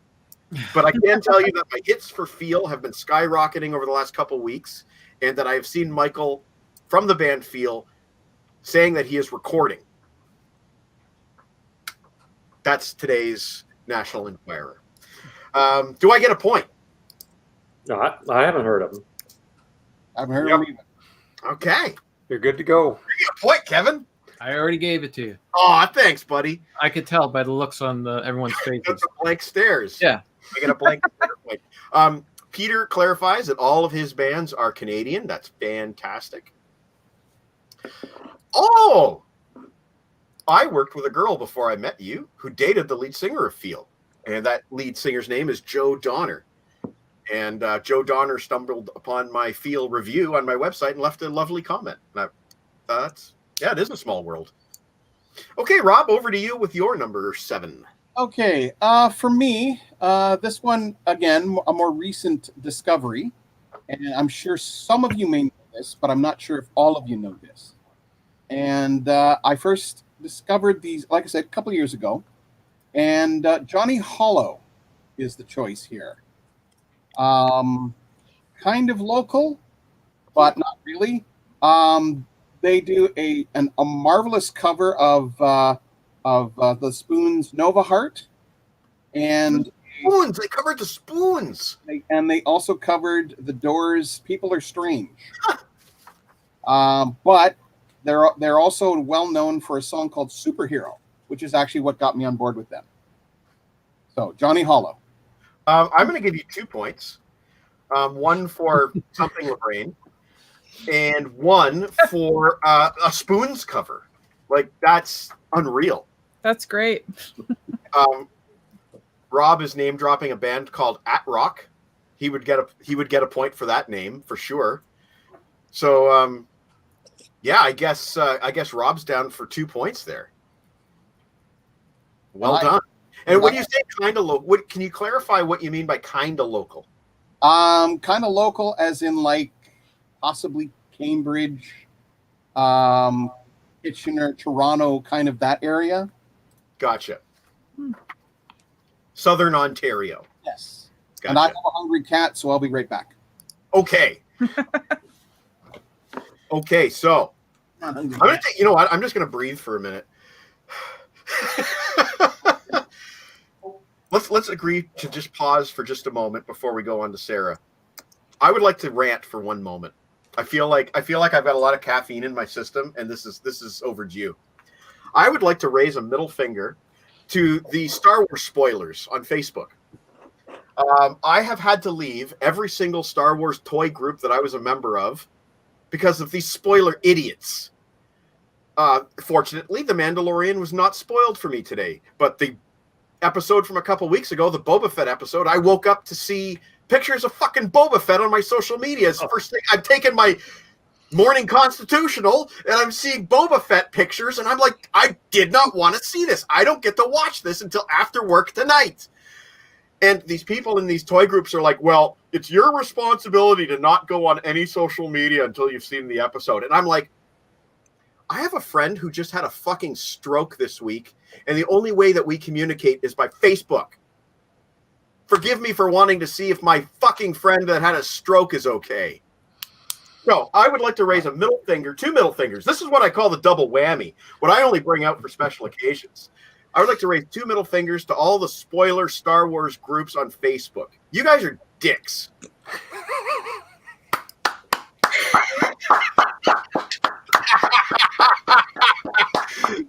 I think we should give Mike 2 points for his 2 middle fingers. There you go. These are his friends Star and Wars. Right? Peter approves. Harrison agrees with Mr. Snow. T-Bone hasn't watched it yet. Easy, big guy. I haven't watched Mandalorian either, so I haven't watched this episode. And I will say Rob's full of shit here. Boosting now. Okay, see you, buddy. It's like, hey, take care, Jay. Stay in touch. Finger 11. Yes, I know that. Okay, I'm sorry, Sarah, for taking up That's so much okay. of your time. That's okay. I don't watch it. I don't watch the show, so no spoilers from me. So. Oh, okay. That's what Rob means. Yes, Jeremy Bullock, the original Boba Fett, died yesterday. Yeah. Yes, I should mention. Oh. By Sarlacc, we established. I was going to make that joke. Too soon. Too soon. Sorry, Sarah, please. He would Oh, have. that's okay. All right. So, what number are we at? Go on, 7. Oh my God. We're gonna have to start. We're gonna have to get going on this. Okay. I don't even number mine. My number 7 is the Sundays. Oh yeah. Yeah. Yep. Awesome stuff. Very good. So, just a random thing. I heard on Much Music their song, Here's Where the Story Ends. And unrelated, I'm at the music store and I saw the cover of Sunday's Blind. Yep. It's their second album. And I picked it up based on the cover alone. I thought, oh my goodness, what is this? And it ended up being the most beautiful thing I've ever listened to, which didn't have Here's Where the Story Ends. That happens to be on their first album. And funny enough, their first album is better than their second album, I find. But they're equally as good. And then they had a third album, and then that was it. The lead singer and the drummer, they had a baby and decided to start a family, and they quit the Sundays. And they never got back to it again. But nobody was talking about them. And yeah, that's my number 7. There is one more song out there. There's it's Summertime. Summertime is a good one. They have one more song you need to find. It's called Don't Tell Your Mother. Don't Tell Your Mother. And it is on the DGC Rarities Volume 1. Ah, there we go. See, he knows. I have it here. He has it. Okay. Yeah, it's an awesome song. 1 point for excellent biographical research. Okay. I have to say that Harriet Wheeler has the most beautiful voice. And if you ever hear her live, there's a song on YouTube called My Finest Hour where she sung it live, and it is beautiful. Oh, okay. Now that you showed Oh, okay. I remember that cover. I so remember that cover. Yeah. If you find that, Aaron. I found it. It's right here. No, if you find it out in the wild. I haven't left the house in 275 days. I This know is true. Trevor will remember this CD. There it is, right there at the bottom. The Sunday. Okay, Don't the Tell Your Sunday. Mother. I'm just going to blow you up here. Oh, okay. There we go. Now we can see it. The Sundays. Last track. There it is. Don't Tell Your Mother. Okay. Trevor clarifies, apparently the name Finger 11 comes from the double finger FU. Who knew? And yeah, there's the details on Jeremy. Oh, finger 11 is your 11th finger, Mike. Think about it. You know what? They're not going to be in anybody's list, so who gives a crap? Okay, John, take us into our number 6, but I'm going to ask that we can maybe go faster this time You have to because do Harrison, though. we've been here for 90 minutes already. Did you do Harrison's? Let's go. Oh, Harrison. Sorry, we forgot Harrison's. Yeah. Okay, interesting. It's a band you've heard of, but probably not a version of the band you've heard of. The Sweet, but the version with Paul Mario Day on lead vocals. Paul Mario Day was the original lead singer of Iron Maiden back in the 70s. Iron Maiden had a number of lead singers. There was Paul Day, Dennis Wilcock. Can't remember some of the other guys, but I think Bruce is like their 4th or 5th singer. Or sorry, not Bruce. Paul Di'Anno was like their 4th or 5th singer. Oh, wow. They had one singer that did a gag with like a sword where he would like slit his own throat with a sword kind of thing. But not a very good singer, just more of a theatrical guy. So that's a good pick from Harrison. Very obscure. The second version of The Sweet with Paul Mario Day. Over to John. All right, number 6. We're going to Switzerland with this one. They've sold more albums than Crocus. Ooh. They are Gothard. Mitch LaFon loves these guys. Steve Lee, the former late lead singer. Yes. What a voice the man has. Oh, I mean, all the ballads, just incredible. And then he can rock out at the same time. Sadly, I think it's been about 10 years, he was killed in a motorcycle accident. Yeah. But they did have 9 albums with Steve, and I've got most of them. And then there's a new lead singer, Nick Metter, and they've done 3 albums with him, and they're good. They're good. But Steve Lee, those albums, my favorite 2 are probably these 2, Domino Effect and Lip Service. Check these 2 out of any of them if you check them out. But just a great band from Switzerland. And they took over the crown from Crocus being the number 1 selling band in Switzerland. Awesome. That's a point. That's a point. Yeah. Did they not just release something new with Steve Lee, like unreleased tracks or live or? Well, I think it was a compilation to celebrate the 10 years, and then there was an unreleased track cover of Eye of the Tiger. Gotcha. Right. That was Harrison Copp, Sweet with Paul Mario Day, released a really, really great live album, Live at the Marquee. And Michael D. Snow is maybe trying to get us to take away a point from John by saying it's a band that he's heard of. So I don't know. We're not going to do that. It might be one I told him about. I don't know. We're not going to take a point away from John, but it seems I'm wondering if that's where Michael is going with that. That sounds like it. Aaron. Okay, so my next one is some more sort of indie rock kind of stuff, but this one's a little bit heavier, and it's a guy by the name of Dax Riggs. Dax Riggs. D-A-X, and the last name is R-I-G-G-S. He was in a band, and I hope this doesn't take my point away because you never heard of Dax Riggs, but he was in a band called Dead Boy and the Elephant Men. That's a point just for that name. Okay. He was also in other bands called Corruption, Golgotha, Acid Bath, Daisy Head and the Moon Crickets, Agents of Oblivion, maybe? No? So you're saying he hasn't done anything? No. Okay, so anyway, it's really awesome stuff, really creative, really darker, though. I enjoy it. I have, there's an EP I'm missing from Dead Boy and the Elephant Men. And there's still one Dax Riggs album I don't have called Say Goodnight to the World. So, again, more shopping I need to do, but check out Dax Riggs. He's really good.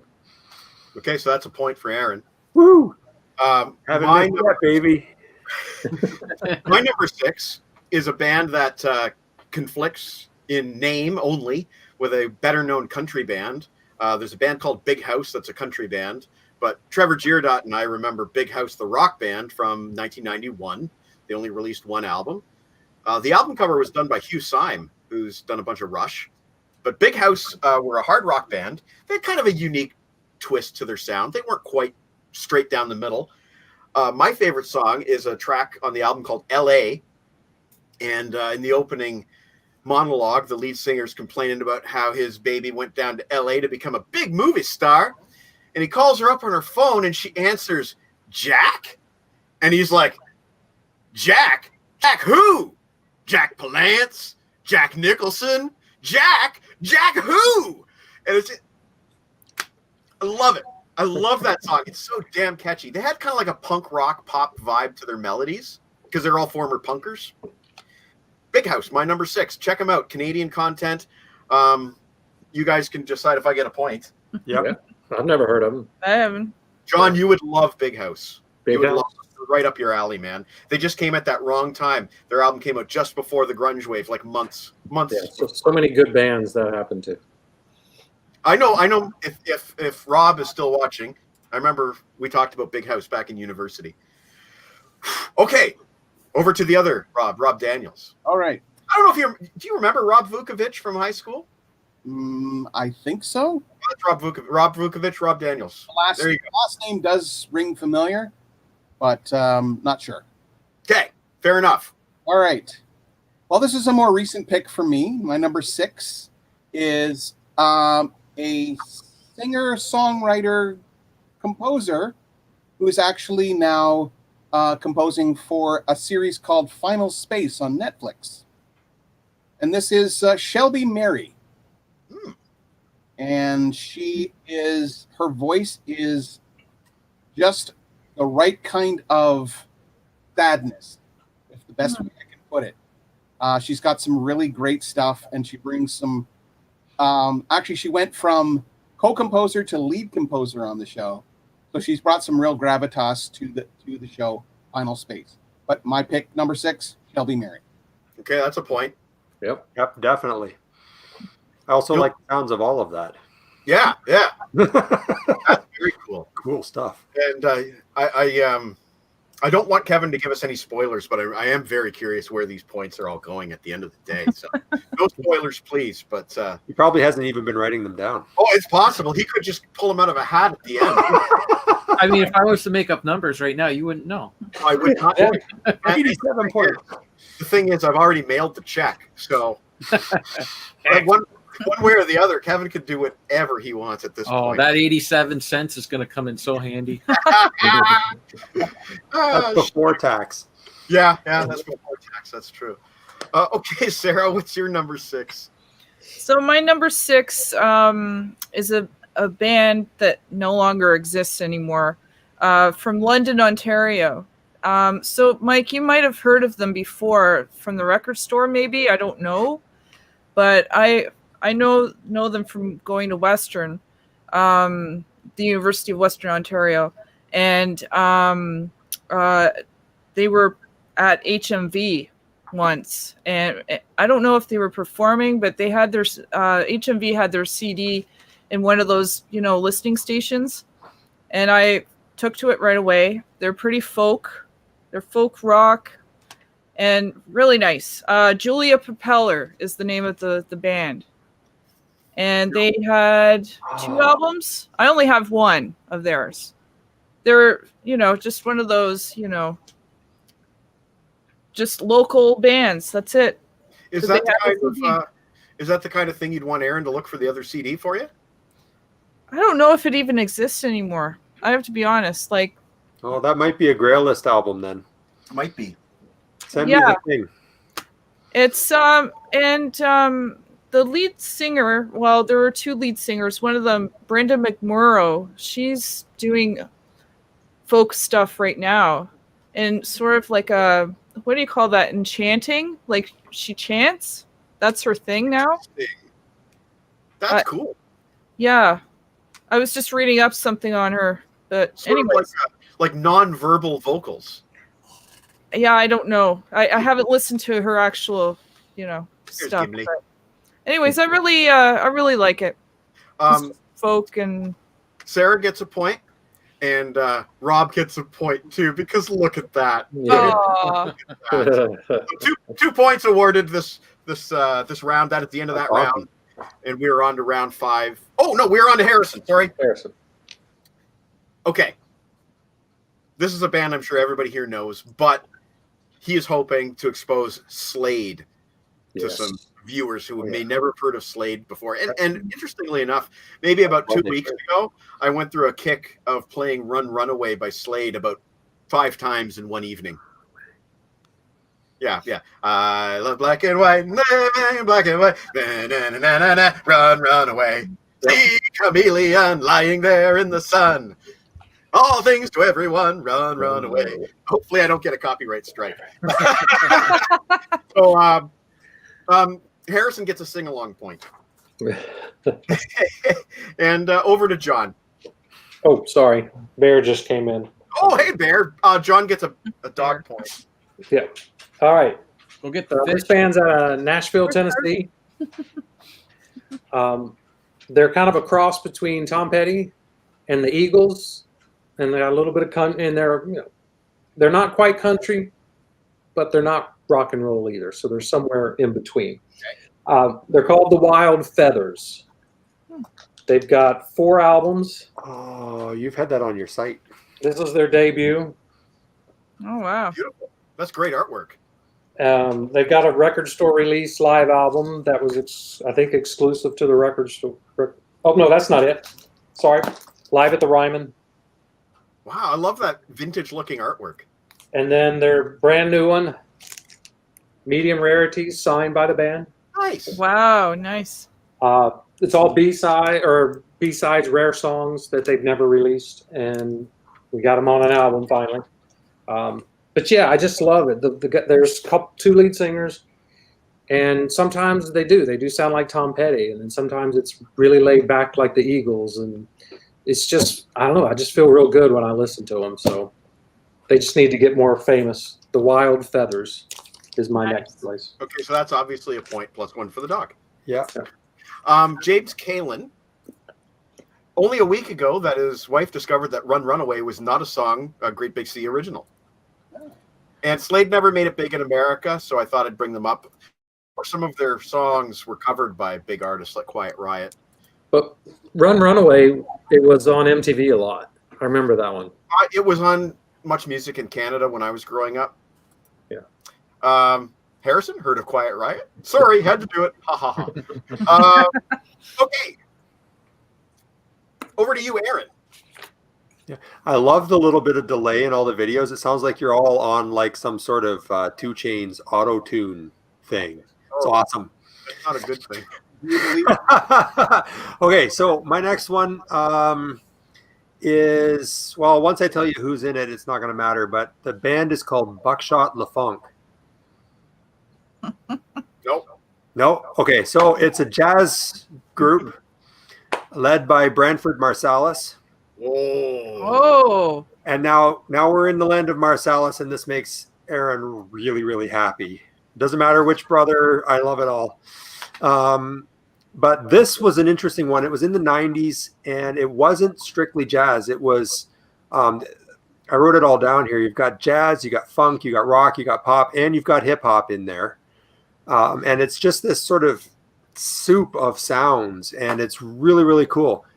Fun story, the name comes from a pseudonym that Cannonball Adderley had to use when he released an album for contractual reasons. It was just a name he made up, I guess. I don't know. But if anybody follows the Marsalis family and the players, you'd know a lot of the names that were involved in this project. If not, the only name you might know, some of the studio tracks had Buckethead on guitar. Oh. Now, so yeah, they're called Buckshot Le Funk. LeFonque.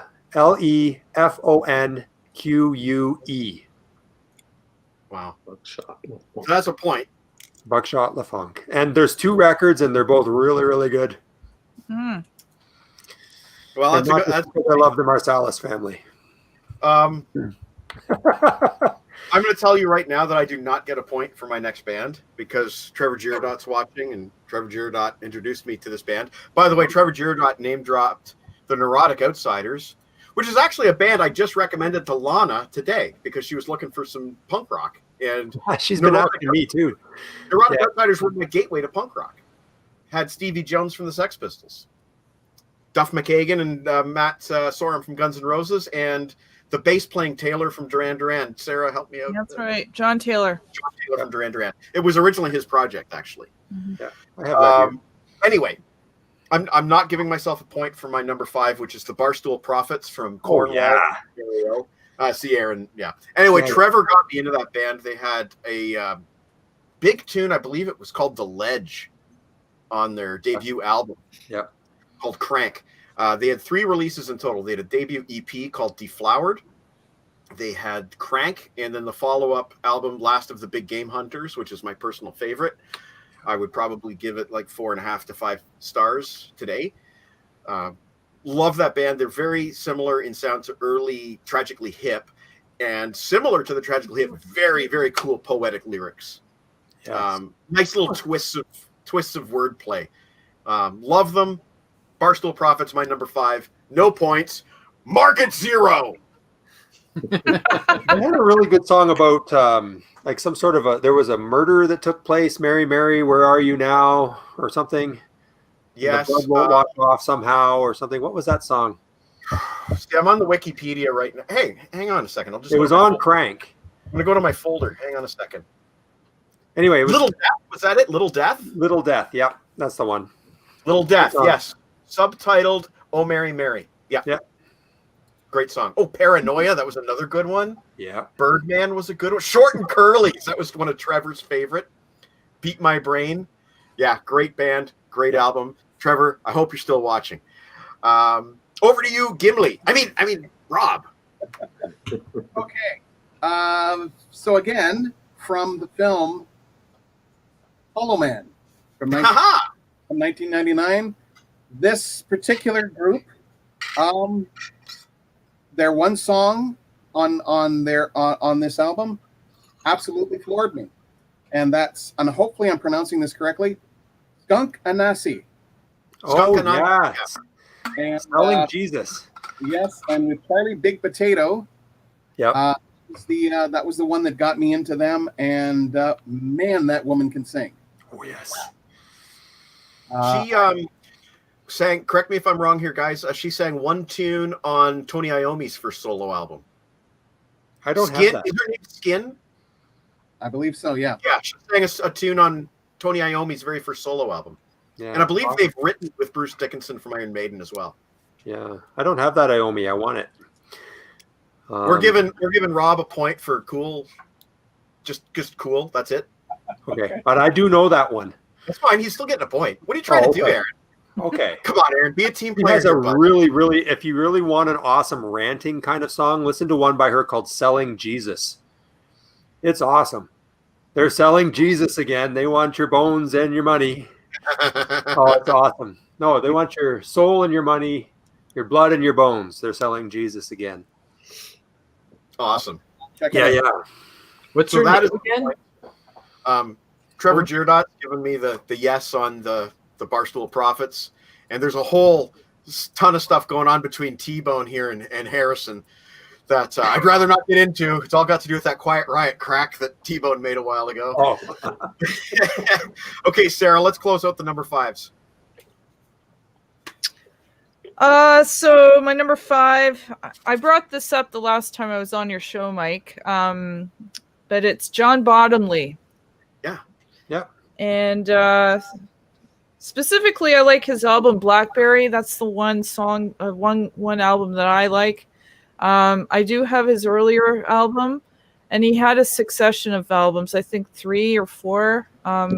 But yeah, you lose, you gain. That's the one song that he's known for. And This was the Canadian artist show, I think. yeah, and he charted in Canada only.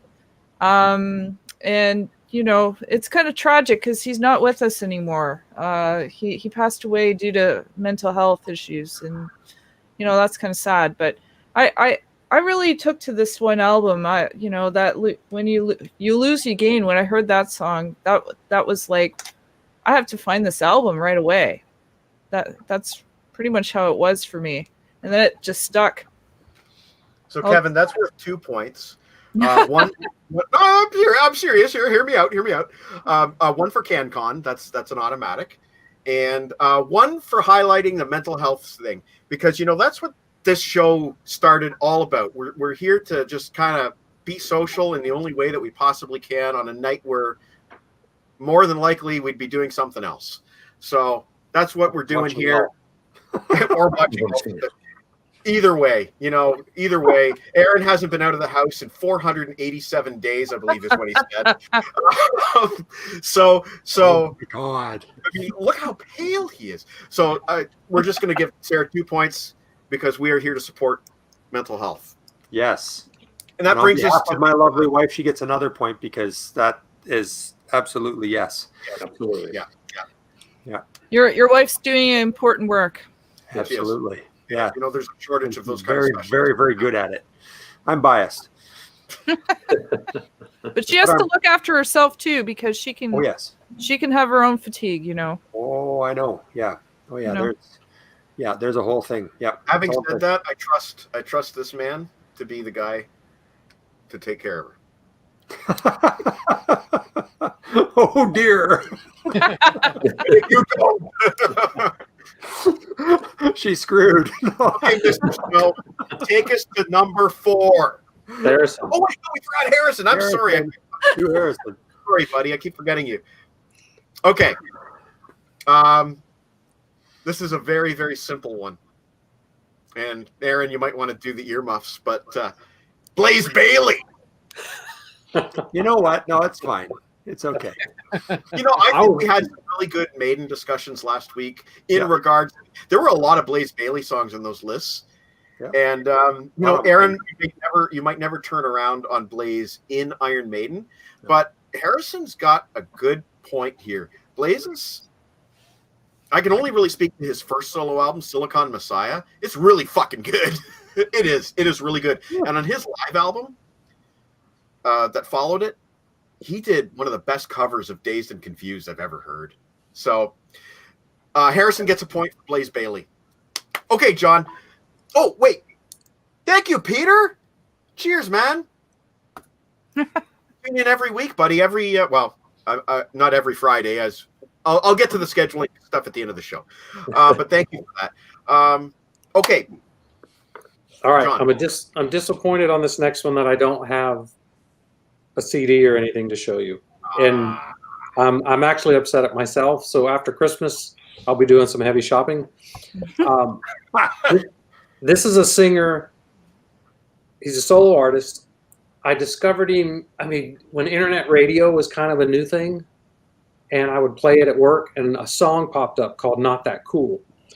And it was about a single guy trying to go to the bar scene to pick up women, but he's just not cool enough to walk up to somebody and do that. And that's what the song was about. So I got the album. It's called Blackbird on a Lonely Wire is the album. The artist's name is Will Hoge, Hoge. He is out of Nashville, Tennessee. He's kind of, it's Southern rock. It's alt country. It's Americana, folk. He started off more poppy, but he's become more like a Bob Dylan and a Bruce Springsteen. Kind of in that genre. Cool. And he just gets better and better with every album. He's on his 11th album, and it shows up on my non-rock list somewhere on that list. I won't tell you where. So my year-end list, his new album, Tiny Little Movies, is going to be on that top 10 somewhere. He's just absolutely a phenomenal songwriter and singer. So. That's great. Yeah. Bring it.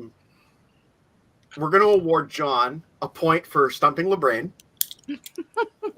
a point for an artist with 11 albums, but minus a point for not owning it. I know. I can't believe it. He takes. I had at least 5 of them about 7 years ago, and then way before the site started. We were moving up here to Charlotte, and I kind of just gave all my CDs to my neighbor, never thinking I would go this nuts, later. Could I live next door to you in case you move again? You got 10 years. Once No the kids are snow out of down college, there, I'll you probably know. be moving it. Yeah. Aaron, Aaron- there's no snow. Yeah, Aaron likes the snow. I like the snow. Yeah. We get snow like once a year. Thankfully, snow down there. Is that guy? Yeah. Okay, Aaron. Number 4. Yep. I'm very certain you guys know this one. This is my one where my streak ends. You ready? Okay. Catherine Whalen. Well, you've talked about her. Yeah. Rob's nodding yes. You know her? Heard the name. Oh, wait. A name just popped into my head. Squirrel Nut Zippers? Yes. Oh, my streak is over.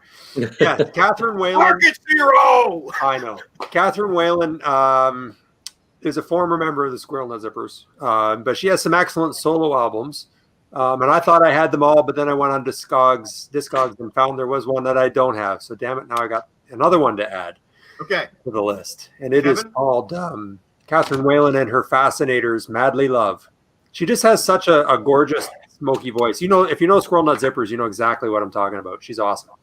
Okay, so Kevin, no points for Aaron, point for Rob and I. Hey.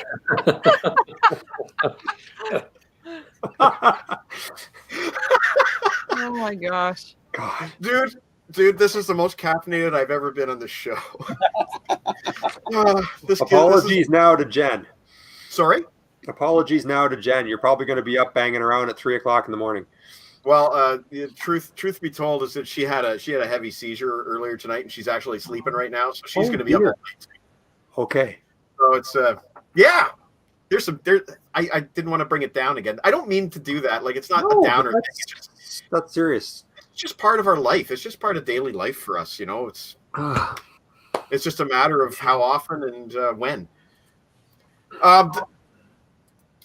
James Callan, I'm surprised Mrs. Aaron's wife hasn't put on a website. There's a fun story with that, and if you ever meet her and you want to get her going, we come from really small towns, and when I say that, people go, yeah, but I mean, like, my hometown has less than 400 people in it. Okay, like, we come from really small towns, and when we got married, like, she comes from the small town like 5 minutes away, and it's even smaller than my hometown. And when we got married, they put Mrs. Aaron Stewart got married, and they never put her name.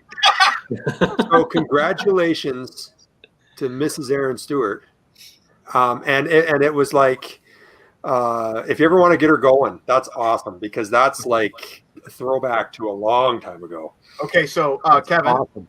we're awarding Mrs. Aaron a point. Mark it in the Aaron column. And also, Peter vouches for a point for John. I think we should do that as well. A point for John. And I thought we did that already. Didn't we give him a point for his toque already? Yeah. Earlier. Give him another one. Yeah, one more. Okay. So It's wait, up to you. I'm giving because I have a column for Mrs. Aaron Stewart already. Oh, do Yeah, you? she got a point earlier. So am I Okay. getting Oh, for the mental health. Yes. that's right? Yeah. Sorry. Can we accumulate her points with Aaron's? So Ooh, now, sweet. It's a family deal. fun fact: if I do that, these will be the only bonus points Aaron has gotten so far. Oh, maybe That's the okay. judges should be less harsh on him in the future. That's okay. But I'm going to go ahead. So I'm giving them to Aaron then, right? Yeah, please do. Please do. You guys tell me if I'm disqualified or not, but this is a band that I saw opening for one of John's bands called Harem Scarum. And the band that opened for them was out of Detroit City. And amazingly enough, with a location such as Detroit City, the band was called DC Drive. And they were a soul rock band, I guess you'd say. They were a 6-piece. They were made up of 2 sets of brothers and then 2 other guys. They had a full-time sax player, full-time keyboard player, so they had a nice thick kind of horn section. Nice. And I enjoyed seeing them live. I remember at one point of the show, this was at Stages. Aaron, you remember Stages? Rob, you know what I'm talking about. I'm not sure. The show, the lead singer Joey Bowen got down on the stage and did the worm. Remember the worm? Sadly, yes. Sadly, yes. Aaron knows it. And I really liked them. They had a song called, what was it called? You Need Love? Hang on a second. We're going to go back to the folder. You need love like I do, don't you? I think that was what it was, how it went. Yeah, You Need Love. From You a need worm. love like I do, don't you? That's my number 4. Do I get a point? Yeah. Awesome. Yeah. Or the worm. Oh, crap. T-Bone. Are John's points in U.S. dollars? If so, he won a long time ago. That's it. I'm out. You know what? You know what? I'm not paying Kevin enough to calculate exchange rates. So, hey, look at Gimli. I dropped there, In maybe the back. What is the exchange rate on American points today? about 70 cents, I think, isn't it? Yeah. But we're not doing exchange rates. We're going to take points on par. And DC Drive, my number 4. I get a point. Over to Rob. Okay. This is a group that I had kind of this is going to be a weird one. Trust me, because they are known. First of all, they're out of Montreal. They are known for releasing 2 volumes of Beatles covers in the Baroque style. Oh, God. So when I saw this album, I was sold. Sea shanties and songs. The group is La Nef, out of Montreal, and however, this one is not their main one.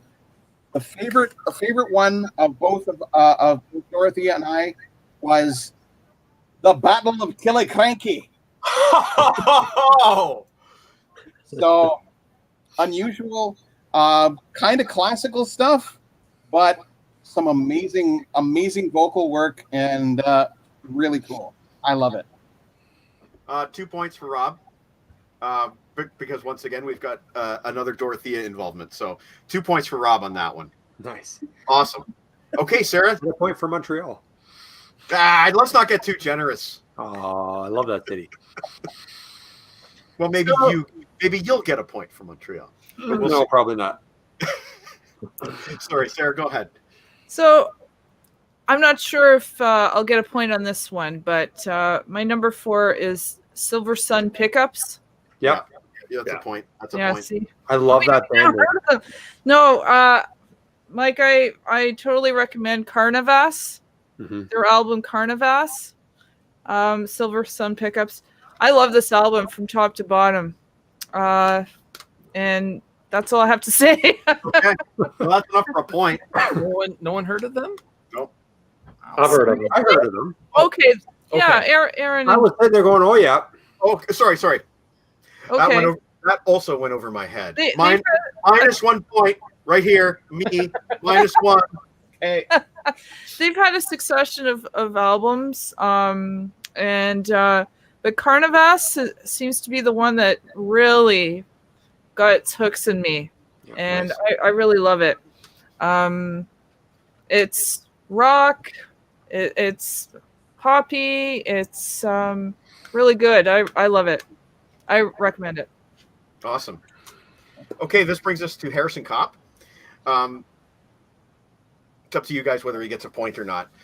This is an album that I reviewed on my site, and actually I reviewed it with HMO, Heavy Metal Overlord. We did a joint review on it, and in our joint review, Heavy Metal Overlord made a reference to the lead singer's gold lame trousers, and the lead singer ended up leaving a comment on the review. It's really obscure. So we're giving Harrison a point for obscurity, even though Scott and I both own it. Funky Junction. Anybody? Junction. No. Okay, I'll read Harrison's description. Thin Lizzy covering Deep Purple with a really good Rod Evans impersonator, Benny White, with the gold lame trousers, on vocals. Really eye-opening to hear what is essentially Rod Evans doing Deep Purple Mark II material.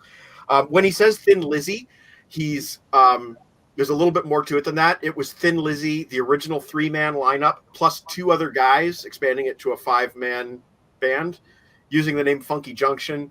The name Thin Lizzy appeared nowhere on the LP, but I do own it. Its review is on my site. It's on Heavy Metal Overload as well. And sorry, Benny, about the gold lame trousers crack.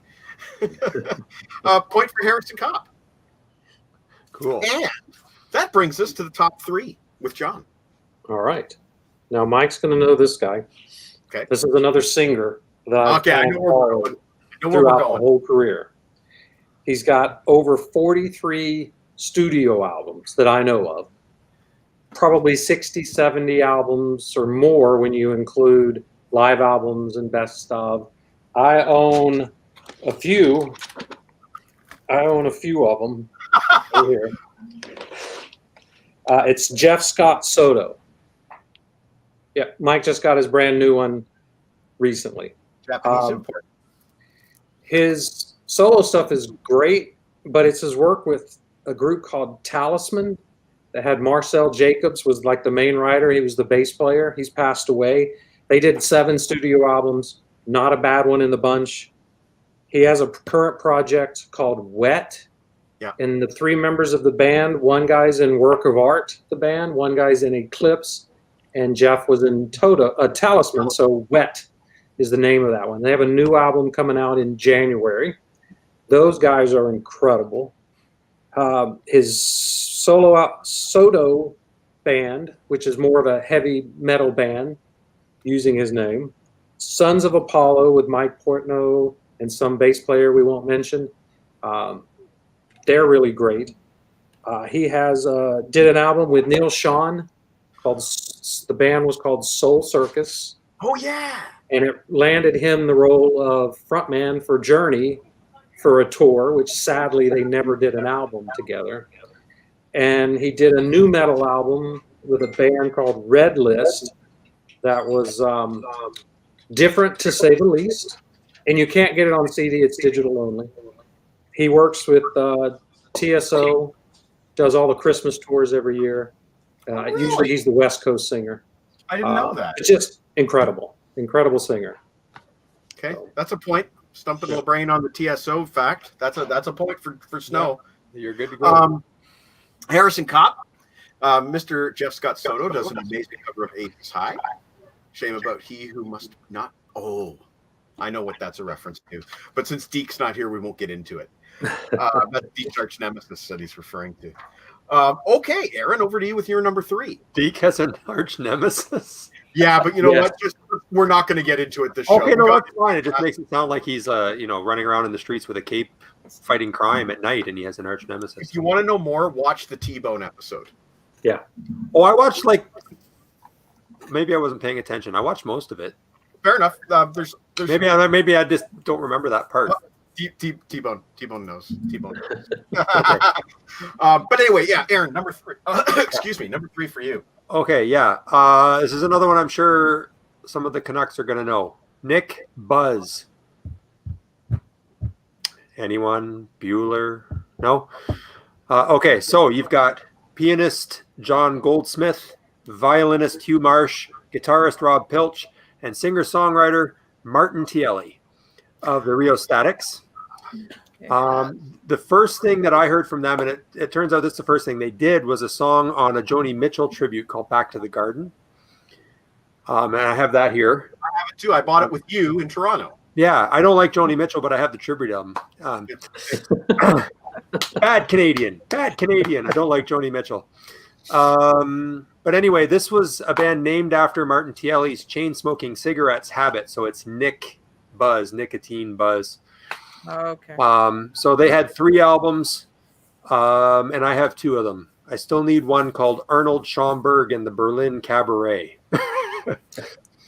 But the first one I got was an album called Circo, Circo. Okay, so it's Kevin, very good. It's of course a little wonky, weird, but it's awesome. I love it. This is going to get complicated, but Aaron gets 3 points here. Woo! 1 for Stumpin' LeBrain, 1 for CanCon, and 1 just for the Rheostatics. Oh yeah, God, I love the Rheostatics. They're so awesome. Sacrilege. I'm not. And the conversation's going so that fast. must be the Or was that the Joni Mitchell thing? Yeah, probably the Joni Mitchell thing. Yeah, all deference. I mean, I've tried. Peter, there we go. Hey, Mr. 1537 Lego Man even sent me her album Blue on vinyl.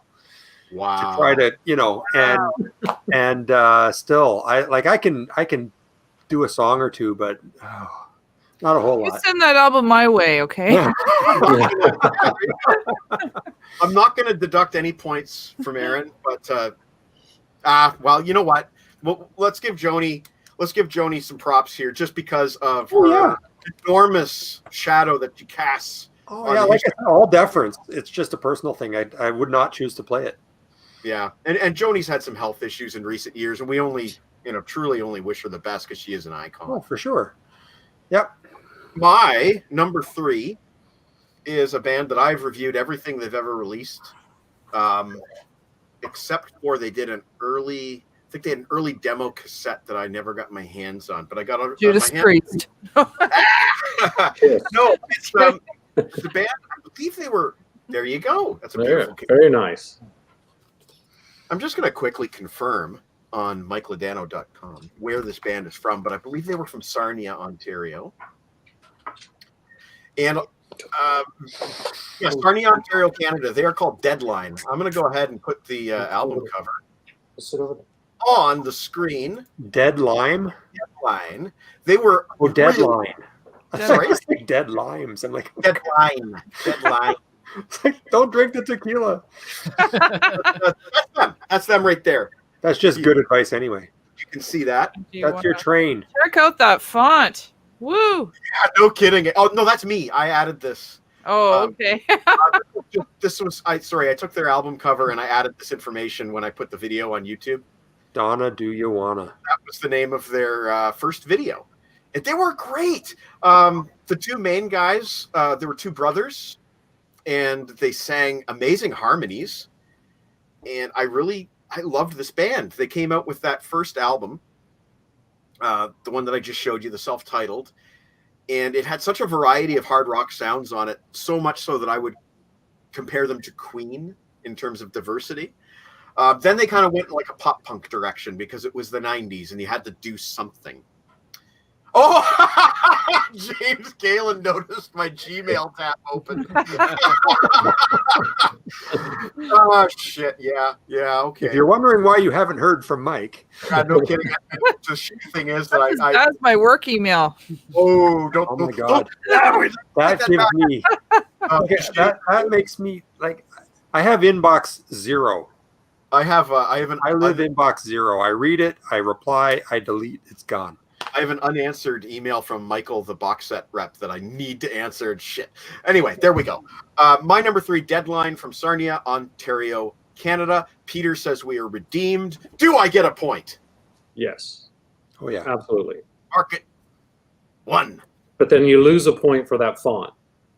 Shit. Mark it 0. Yeah, but then you get the point back for the awesome song title. I mean, that's like that's Beach Boys. That's Beach Boys level. Is this what's happening? I'm getting a point now because of the song title? Can't you hear the Beach Boys singing a song called Donna, Do You Wanna? Yes. I It's can. not like that. It's not like that. It's more something you could hear Extreme doing. Oh, no, but I mean just that kind of thing. Yeah. Yes. The B-side to Help Me Rhonda. You know what, Kevin? I'm leaving it up back to in a you. second. Oh, shit. Oh, shit. Oh, shit. Oh, shit. Anyway, okay. Without further ado, Rob, number 3. All right, number 3. Again, another song from a trailer to a video game, Batman Arkham Asylum. And this was from a group called The Heavy. And it's the song is called Short Change Hero. That's the one that shows up in the trailer. But the album, The House That Dirt Built, is amazing. That Dirt? D-R-I-T? Dirt Built. And it's just to me, it's one of those albums that just jumped out at me and went and grabbed me and just wouldn't let me go. Fantastic stuff. Follow-up question. Yes, The game that you mentioned, does it feature Mark Hamill in any way? it does. 2 points for Rob. He's the Joker and probably delivers one of my favorite lines as Batman says, "So there was nothing ever wrong with you," and the Joker goes, "Nice of you to say." There was oh shit, I just lost the line. "Nice of you to say that there's always something wrong with me." So, Aaron, just to fill you in, Rob just earned 2 points for a soundtrack that went over my head, a soundtrack artist that went over my head, but also from a video game featuring Mark Hamill as the voice of the Joker. Nice. Therefore, he gets 2 points. He gets the Mark Hamill point. Yes.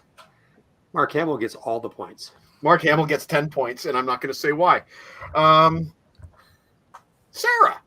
Yes. Hello. It's your Number turn. 3. Okay. Have you guys heard of Swerve Driver? Yep. Oh, wait. Heard of, but not well enough to... I love these guys. Yep. This album. Oh. Mescal Very Head. good. I haven't Mescal seen. Head by Swerve Driver. Holy man, I haven't thought of them in a long time. Yeah, and I'm a latecomer to this one because this album's from '93, and they consider it shoegazing. I just think it's rock. Yeah, I love it. Number 3. Okay, so that's a stumble brain point right there. Which brings us to Harrison Copp, and I'm going to give him a point right off the bat here. I'm actually going to give him 2 points. And Rob, you're the only one here who may have a shot at knowing this one. Okay. Cybertronic Spree. Ooh. Okay, so I'm going to give him a bonus point for actually stumping Rob, too.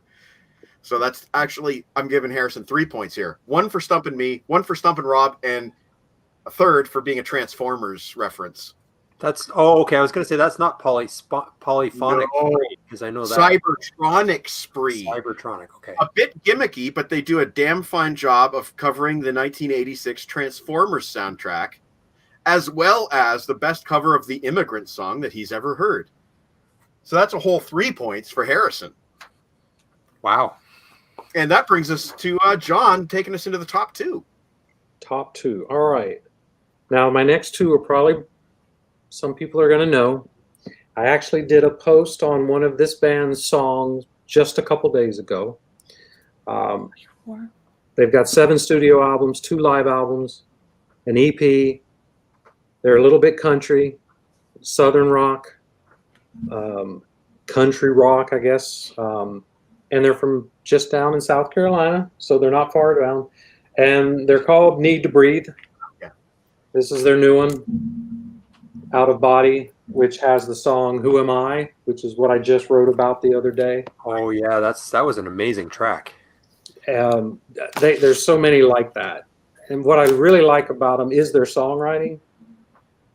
And they're telling stories. And usually they're very positive, but they can be dark, but they're not, they're not trying to be downers. They're just trying to help and just tell stories and stuff. And one of their albums is called, I'm drawing a blank.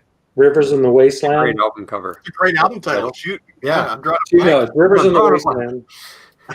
It's one of their darker albums. They were going through some times. The two brothers were in the band, and they weren't getting along. That never happens in a band. Never heard of that before. And they were just going through some dark times. And the songs on this thing are just incredible. But I got them all. Everything they have, I own on vinyl. Nice. But what's really cool about them is their fan club. You join their fan club, and every year you get a CD of live tracks because they record every show that they do. And I've been able to find 3 of them. The 4th one will be coming in January, and I'm still trying to find the other 3. They're very expensive and very, very hard to find. Are those Grail list items, perhaps, John? Send me. They are. I'm missing volume. Okay, if anybody's listening, I'm missing volumes 1, 4, and 6. So Need to Breathe fan club CDs. They're called Insider. Need to Okay. Breathe Insiders, Volume 1, Volume 4, and Volume 6. Very hard to find. I bought 2 over the last 6 months and got them for like $25. But Volume 1, I'll be lucky to get it for under $100. Ouchie. So, Okay. and I will pay that if anyone has one. You heard it. And I said the same thing about Star Child at the beginning of the show. Yeah. Okay, so Kevin, we're awarding John 2 points here. 1, because I never would have heard of Need to Breathe if it wasn't for him. And 2, because he is such a super fan that he keeps boosting this band. He is absolutely a booster. So he's going to get a big super fan point for Need to Breathe. That's 2 points for John. And now we're over to a Stu. That's me. I'm with you, I swear. Okay, so this guy, my next one is the grandson of a trumpet player by the name of Doc Cheatham. And I have told that story about how I met Doc Cheatham at his 90th birthday concert. And I had a piece of his birthday cake, and I got to meet the man, talk to him. Yeah! That was the University of Windsor. Anyway, this is his grandson. And his trumpet work is also really, really good. He has 5 albums. I've got 3 of them. I still need the first one called Fundamentals, and there's another one called Star People Nation that's the most recent I don't have. He's also appeared on J. Cole's album called For Your Eyes Only, and eyes with a Z, or a Z, sorry. Common's Black America Again, and Ari Lennox's debut album called Shea Butter Baby. So he's also been out and played with other people. But this guy, he really pays attention and honors what has come before. He's always talking about sort of traditionalist ideas in jazz and stuff, and I really like that. His name is Theo Croker. Does anybody know Theo Croker? All right. Point. Check him out. He's awesome. Okay. That's a point for Aaron. And it's up to you whether I get no points for this one or not. I think at this point, I'm hoping that some of you guys know this band. But I really like him. I used him on my Canadian content list a few weeks ago. Sandbox. Oh, yeah. Okay, so Market Zero. I have their albums here. Yeah, Market Zero, Sandbox. Their only claim to fame really is that Bubbles from the Trailer Park Boys played guitar, and excellent musician. Doesn't get enough credit as an actual guitar player. Yeah, some good songs on there. There's some excellent songs on both of their albums. Yeah, and I would like to add to my Holy Grail list, if it's not there already. Sandbox have an EP called Masked Man that I do not have. Masked Man. Bless you. Pardon me. I would also like to ask Kevin a technical question. I have on my videotape collection I recently discovered, I have an entire hour and a half long special on Much Music on Sandbox, but the audio is out of sync. I don't know why. I don't know how. Is this anything you know anything about? It's out of sync on the tape. I can't tell if it's on the tape or if it's something to do with me transferring it to the computer. Transfer it to the computer and then send me the file and I can fix it. I will do that. I have it on the. There they are. There's both albums, and Kevin, I will do that. Thank you. I've already got it on the computer. Thank you very much. I would love to. I'll see if I can fix it. Yes. No. I'm not. I just appreciate you even having a look at it, because this is something I really want to post, and as it stands, I find it kind of unwatchable. The audio lag is just. I can't watch it personally. But anyway, it's a valuable piece of tape to me. That's my number 2, Sandbox. Market Zero, over to Rob. Okay. Sorry, Mike. Harrison Copp. He got this earlier. Way back in 1984, a young Canadian filmmaker named James Cameron came out with a film called The Terminator. Mm-hmm. On that soundtrack, at least the very first one that was released by, I think it's DCC. Yes, they released some songs. And the group on here, which I found out is a faux group, but I still count it. Disqualify me if you want to. Tawny Kane and Triangles.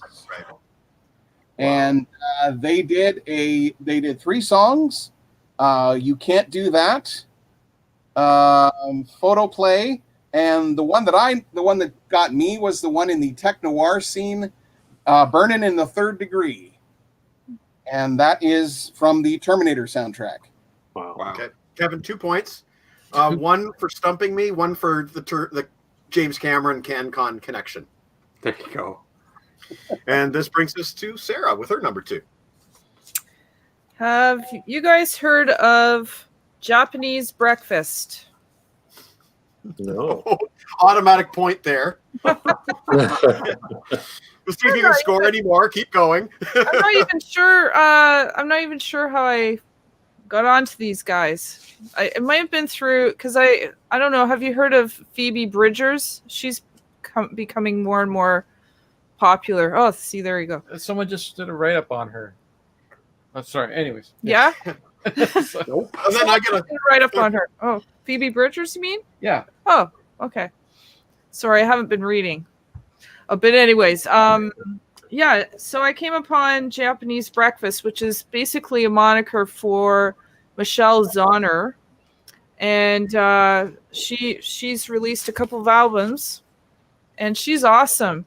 On YouTube, she was on Austin City Limits Live. They had some sort of outside festival, and she performed. She was awesome on that. Highly recommend it. Anyways, awesome. Yeah, That's a point. Japanese breakfast. Moving on to Harrison Copp. He gets a point here. He stumped me. Living Loud, short-lived side project of Don Airey from Deep Purple, Steve Morse from Deep Purple, the late Lee Kerslake from Ozzy Osbourne's band, Bob Daisley from Ozzy Osbourne's band, and Australian singer Jimmy Barnes. Oh, I've heard of Jimmy Barnes, yeah. Yes, me too. I think, you know what, we're going to give Harrison 2 points for the Australian Patriotism Award and for something LeBrain. So 2 points for Living Loud, Harrison Copp. And adding to Mike's shopping list. Adding to Mike's shopping list. Harrison, maybe you can leave us a note if that's an album, because it just says short-lived by choice side project. So I don't know if that's an album or a YouTube. Let me know, Harrison Copp. Over to, this is the final round. Mr. John T. Snow, what do you have for us to end it? All right. One of my all-time favorite singers, favorite artists, whatever you want to call it. I've discovered him maybe 15 years ago. He's kind of it's sort of pop. He had one big album with the song Come On Get Higher that actually charted. He did a cover of the song Laid for the American Wedding soundtrack. By James? Is that the song by James? Yes, the cover of James' song Laid. That. Yeah, he does a great cover of that. His name is Matt Nathanson. I cover him on my site all the time. This is one of many albums that I have. But anyone that does a covers EP only of Def Leppard songs, I mean, you gotta love that. And his version of Stage Fright is so good. It even impressed Joe Elliott. Because how you take that song that they used to open up concerts with and strip it down to an acoustic song, and it's just unbelievable. But this last album was Sings the Sad Heart. Sings the Sad Heart. I was right. Sorry. It is the most depressing lyric album, but the happiest damn songs. And so I love that contradiction between the sadness of some of the songs, but yet it's still upbeat. And his songwriting is just, I think, what impresses me the most. His wordplay and the way he uses words and he paints these pictures, it's just incredible. I've seen him live 3 times, but never as a headliner. So that's like a bucket list now, is to see him as actually it's to see a freaking concert. But to see him as a headliner would be awesome. He is hilarious, self-deprecating humor. Just seems like a great guy, but I highly recommend Matt Nathanson. So I have 3 points to award to John on this round. 1 point because, again, I never would have heard of this artist if it wasn't for John. Number 2, because, again, he's the super fan who's constantly given this guy a boost, just like he does with Need to Breathe. So that's 2 points. And then apparently, according to Harrison, Lana gives you a point for Def Leppard. So that's 3 points for Jon Snow's number 1. That's a pretty good start to the round, if you ask me. 3-pointer. Which brings us to Aaron. I don't know if you can get a 3-pointer here or not. Well, I don't know. I have a couple of also rans. I'm going to just give you real quick. The first one is a North Carolina band. John, I put this on here because I thought maybe you'd know. It's the former singer of Archers of Loaf. And they've got 6 records, but I've only got the first one. I still love it anyway. They're a band called Crooked Fingers. Yes. Yeah, okay. See, I didn't include that in my list because I figured you'd know them. Yeah. But their stuff is awesome. And the other one I put on there just because I love them dearly and everything they do. I've included Scott Canberg's 2 side projects from Pavement. The first one is called Preston School of Industry. And the other one is under his stage name. I guess he calls himself Spiral Stairs. So, and I have his 2 albums, but then I discovered there was a third one. Again, I was on Discogs and then there was a third album there. So, but I have all the Preston School of Industry except for 1 EP that I think is an Australian only release. And it's really stupid expensive. And it's called the Furnace Sun or something like that. And it's the only one that I don't have. I've got everything else. There's a stack of it. It's all really good. Anyway, my last one. That's an automatic point for stumping LeBrain. Well, that's not even my last one. Those are just my shout outs. Oh, sorry. Okay, Yeah. So you get automatically a point for the shout outs, and then we go to your my also rans. Yeah. I was going to put Guided by Voices on there too, but everybody knows them. Yeah. And who are they? Have they put out any albums? None. They're gonna put out their first one. No. And all the side projects and stuff. I mean, I could fill, like I have. It's a lot. There's a lot there. It's awesome. And the new one's coming in the mail. I broke down and bought the new one. Good. Nice. But this is their 3rd album this year. 3rd studio album this year. Anyway, my last one, I'm done yammering. My last one is an indie rock band from New Jersey. They've got 3 albums. I only have 2. I have Secaucus and the Meadowlands, both of which are just absolutely beautiful. And they are called the Wrens, WRENS. And I recommend it. I recommend it. That's 2 points for Aaron. Okay. Harrison wants to point out that Living Loud side project has an album and a live album, 50-50 split between originals and Aussie covers. So Harrison, thank you for that info.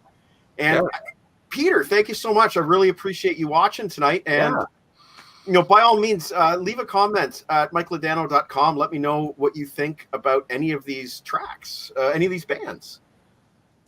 This brings me to my number 1, and I want to I don't think I'm going to set off any copyright infringements here, but I do want to play some music. So I'm going to take off the headphones, put the speakers back on, turn the microphone around, and I'm going to play a track here.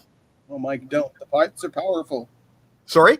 No, Mike, don't. The bots are powerful. I don't think they're going to recognize this track. Okay. Aaron knows this band, so I automatically do not get a point. Local artist, tell me what you think about this song, Televangeline. Oh, yeah.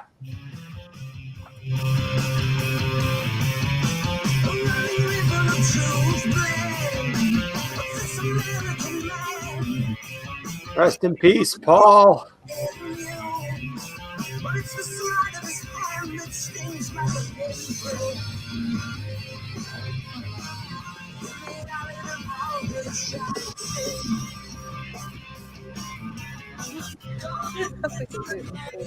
Yeah, it's not really coming through. You couldn't hear it, eh? Not very well. No. You just started banging your head. You were banging away, though. We're just watching you. Banging away. Hibakusha. Hibakusha is the name of the band. There you go, buddy. There you go. Hard to find this album.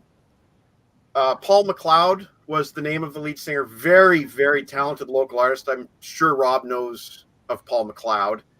Paul McLeod passed away a few years ago, and again, mental health. Hibakusha. And this one, I wish my buddy was watching tonight, because Paul McLeod happened to have been Uncle Meat's best friend. Yeah. And Meat misses him dearly, dearly. And Hibakusha really rocked. They sound a lot like Rush, which I guess you couldn't hear. Could you hear anything at any point of that song? Yeah. A little bit. We got a hint of it. Could you hear that kind of Getty tone to his voice? Yeah. Paul McLeod's such a talent. Oh yeah. I don't get a point for Hibakusha because Aaron just showed you the CD, but I will give myself a mental health point. I know Eric misses Paul very, very much. The whole town, all of Kitchener misses Paul McLeod very, very much. He has a lot of solo stuff. I think 3 of his solo albums, but Hibakusha was his rock project. And apparently they also did a second album that has never been released, and I guess it's kind of complicated and it never will be released. Oh crap. Yeah, but I wants it, the precious. maybe the Meat Band will watch this and leave some comments after the fact about Hibakusha. But I couldn't think of a better band to be my personal number 1. Yeah. Everybody needs to have the Hibakusha album. If I was lucky, I found it when Amazon still had like a backlog of them. I bought the album in 2013. And I wish I'd bought it when it came out. Everybody here would probably really like the Hibakusha CD. It's fantastic. My favorite track on the album personally is this one. I don't know. This might be a waste of time here, but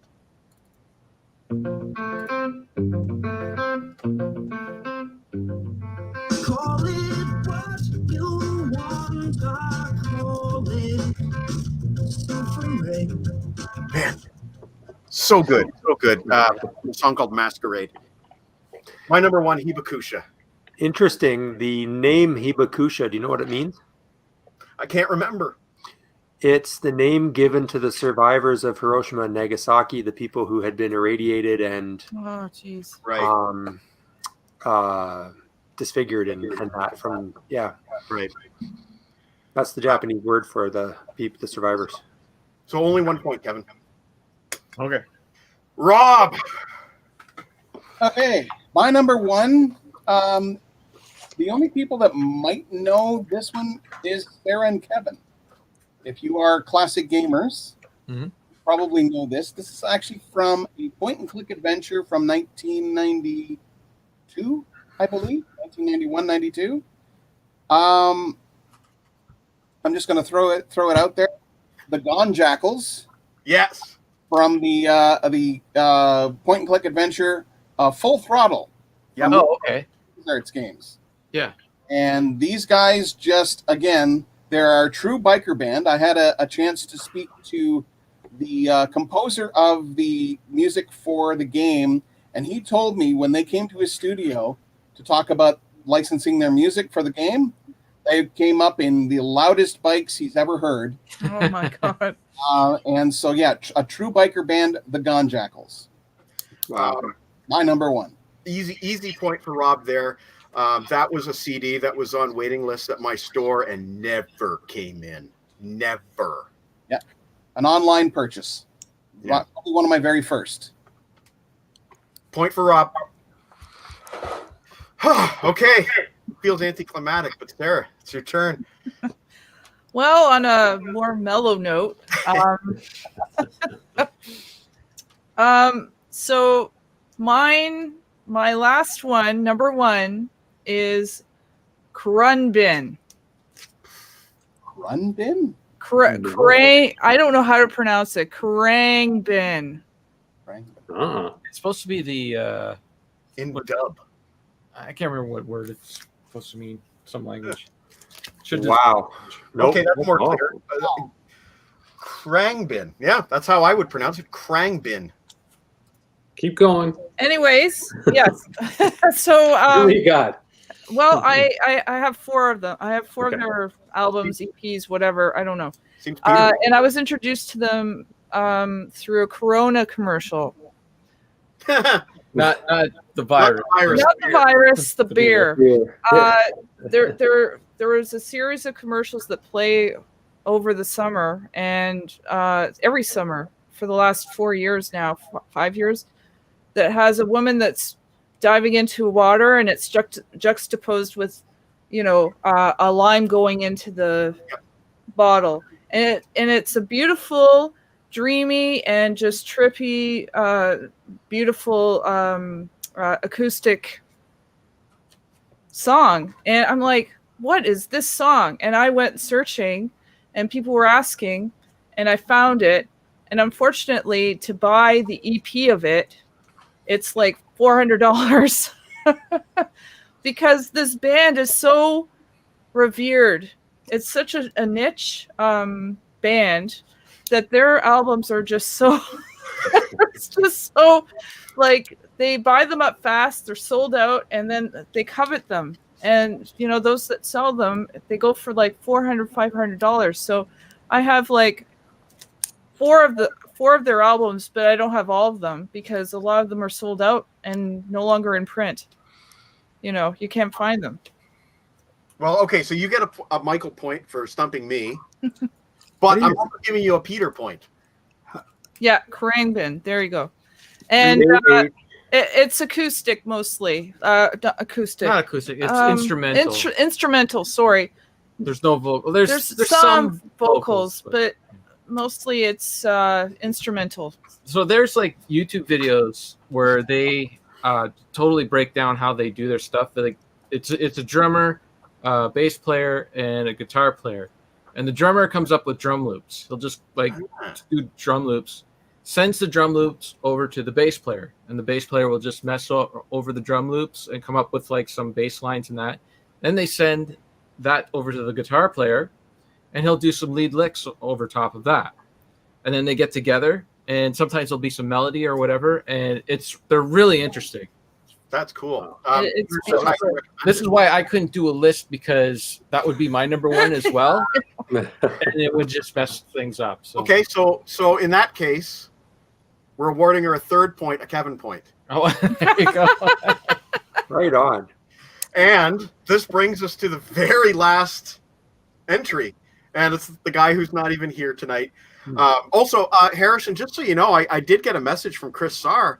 He would have loved to have seen you on the show tonight, buddy.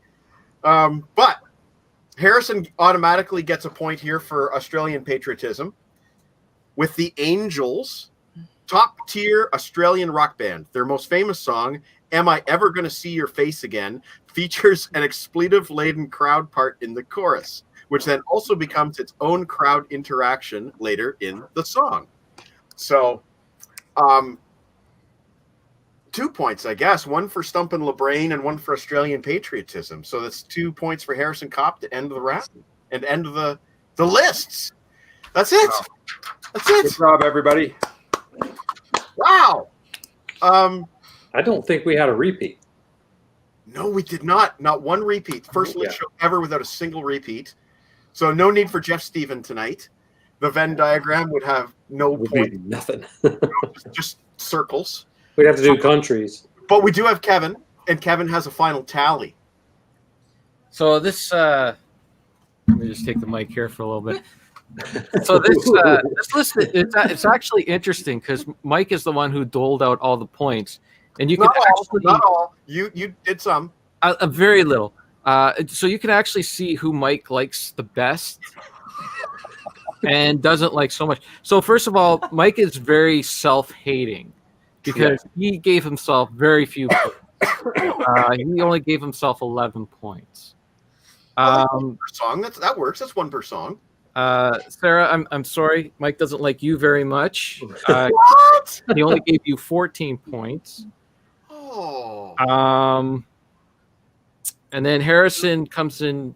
I think he comes in next. Yes, with 17 points. Then Rob, you're in with 19 points. And then both you and Aaron are tied with 19 points. So he likes you equally. And Mike is really infatuated with Jon Snow. I mean, the points were flying at John. Like he wore a hat. That got him too. His pet came into the room. That got him. So, John, I get a restraining order possibly because you are up to 23 points. Wow. Done. A hot Hold on. 23 I points. lost. I Stop. lost today. We have a new development, new wrinkle. Aaron wins. He gets 69 meat points because Eric's been here watching. He's watching totally fun show. Aaron wins with 69 points because of the rheostatics alone, but also considering Paul was the touring guitarist in Martin Tielli's band. I remember Paul once telling me a story about learning a Nick Buzz song with Martin. There you go. Okay, now what is the revised score now, Kevin? Well, I will say I was also keeping a legit score as well, and not Mike's BS scores. And the real winner, if we went by the original rules, and if we went by who actually stumped everybody, I would say that John and Rob, you guys were close but your only thing was that, especially John, you cover these bands on your site. So the only way we know them is because you just wrote about them last week. So, but really, Aaron, you cleaned up, man. Almost, I think you almost got. Let me see. I tried my best here. It's a little messy. 1, 2. There was one that I missed. You guys knew Catherine Whalen. Yeah, you got 10. You got 10 points on Whalen, but then I gave you points for some other reason on that one. Yeah. Oh, yeah. Well, hey, that was fun. That was fun to sit here and see who Mike likes and doesn't like. So the points don't mean anything. So Aaron wins the real score, and he wins the BS score thanks to 69 points. 69. Can I add another point? Why not? This is for Uncle Meat. I actually saw Paul McLeod with the Skydiggers. Yes, he did play with in Saskatoon as well. Yeah, that was awesome. I remember Meat showed me a video of Paul McLeod playing with the Skydiggers, and Paul's just kind of standing there in the background. He's doing this little shimmy side dance. It was great. So he was in the Skydiggers as well? Briefly. Yeah. Okay. Is he on any of the albums? Because we have some of them. Yeah, he is. Yeah, he's on what's it called? It's got like a blue cover. I'm sure Meat will be able to comment on that. Yeah. Hang on.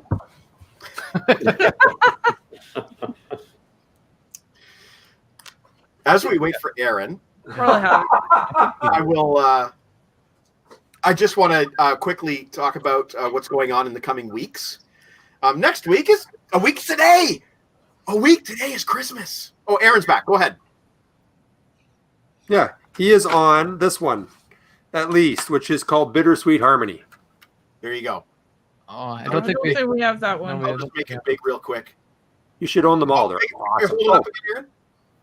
Well, they got to drop them off at the mission thrift. That's where we find them. Yeah.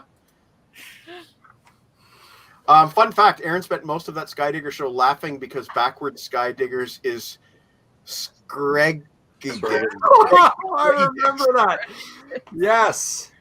All very knowledgeable. I'm calling it all winners. Oh my God. Thank you, Peter. Yes, James was there. Wasn't there a point where we were convinced that Paul was a ninja?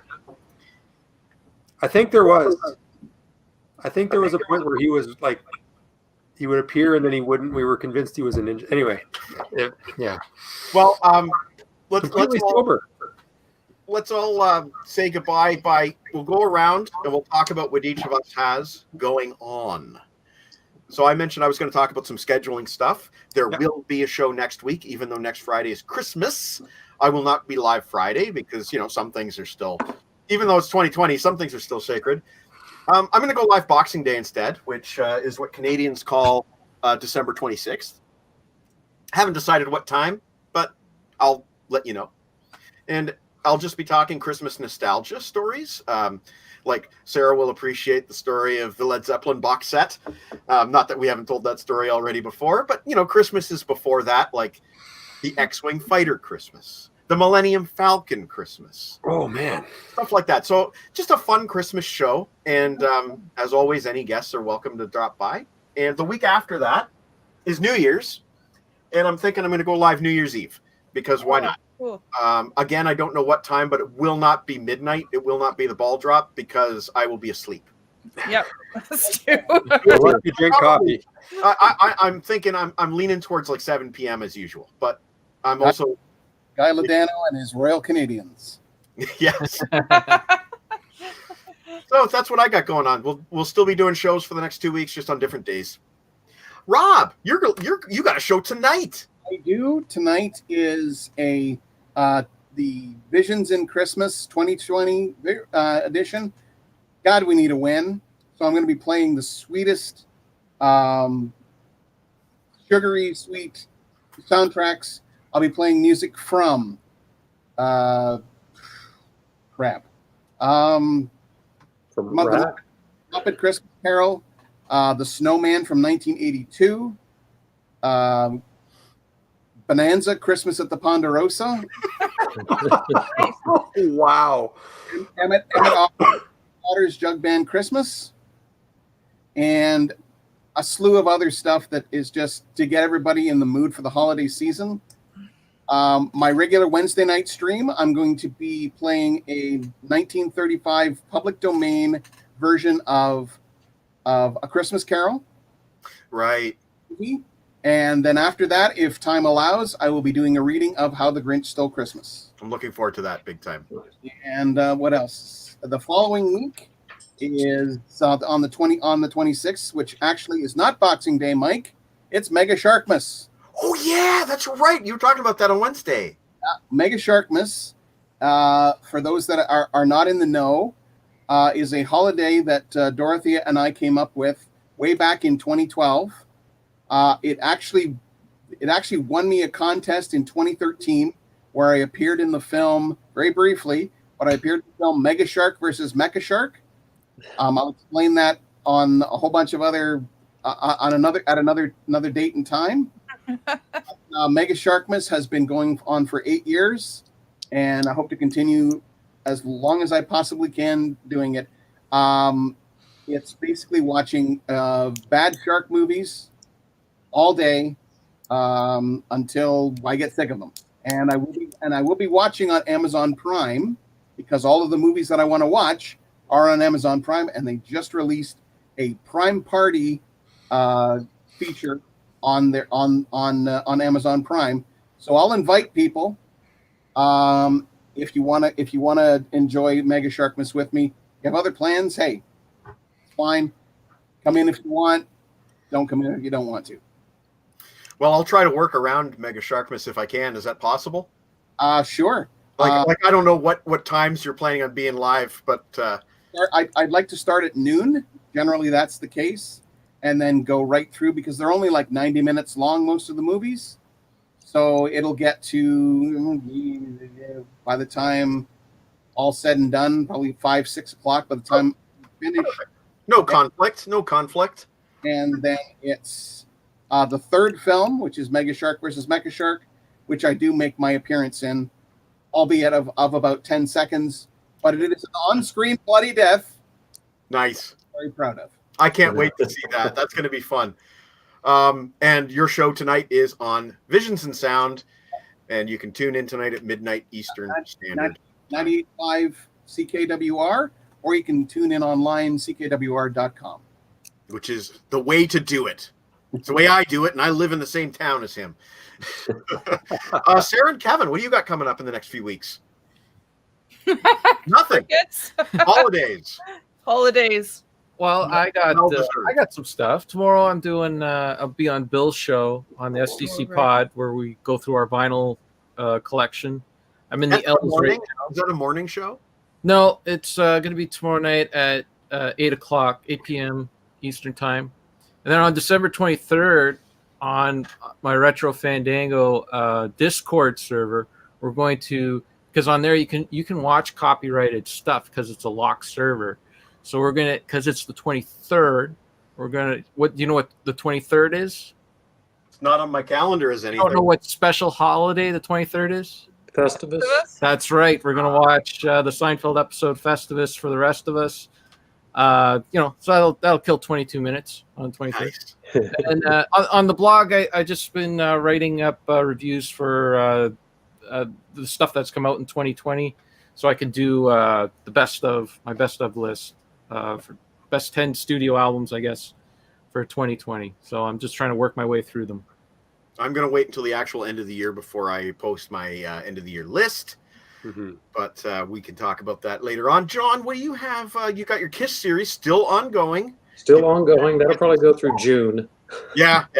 Yeah. We got 2 KISS reviews, both Crazy Nights related, coming up this week. A White Snake review. I'm reviewing the Paul Lane debut album. Nice. And then on Christmas Day, I actually have a review of Matt Nathanson's Christmas album that he just released. And then the week after, I've got the list for top rock albums of 2020, and then the top albums of 2020 that are not rock. Right, because you listen to everything basically. Yeah, I try to. I know you're as much as I can. I know you were really big into Billie Eilish when she, like right from the get-go. You were into her before. You were the first person I heard of her from, probably. Yeah, my kids got my oldest daughter got into her, Yeah. and so that's how I found out. And there was a couple songs that I can't remember what they were, but she had some really good stuff. She's very different. Yeah. Which is kind of nice in this pop world that's got just so much of sameness. She's not that. And then, of course, next on New Year's Day is What's New in 2021 that's coming for new releases. So tons of stuff on that. I've already probably got 100 albums already on that. I'm looking forward to the new album that's coming out in 2021 by this band. Yep, that's on the list. Yeah. Yeah. We might even get a new Ozzy next year. You never know. We might. Because he's supposedly halfway through it, if not more. Yeah. There's some great stuff coming next year. So Thank you, John. Aaron, what do you have in the B section? Oh, that's a whole thing. But I wanted to ask, the new Accept album, is it called Balls at the Mall by now? Because there's got to be mall walkers by now. You know what? I'll just quickly Google it because I can't remember the name of the album. I'm just kidding. They've got, it can't hurt for me to look it up while you're talking. Yeah, find out. Yeah. So anyway, I'm coming up on it being Sparta around here. We're approaching 300 days. 300 at home. And I'd say that the kids are home for Christmas holidays from school, but they've been here since March. So school ended today. So now they just don't have to log in for a couple of weeks. And yeah, against my better judgment, I started doing the Beatles this morning. That I think is probably going to be some of the bravest I'll ever be, just putting that out there, because for some reason they are revered, and so I may not be the most popular guy. I have to put it out there. If anybody sees this, I do like them. I just don't go out of my way to go, oh, they're the greatest. They're fine. There was a time where I didn't like them either. Like, I love them, and then it's like you've heard them so much. It's like I'm so tired. That's my problem.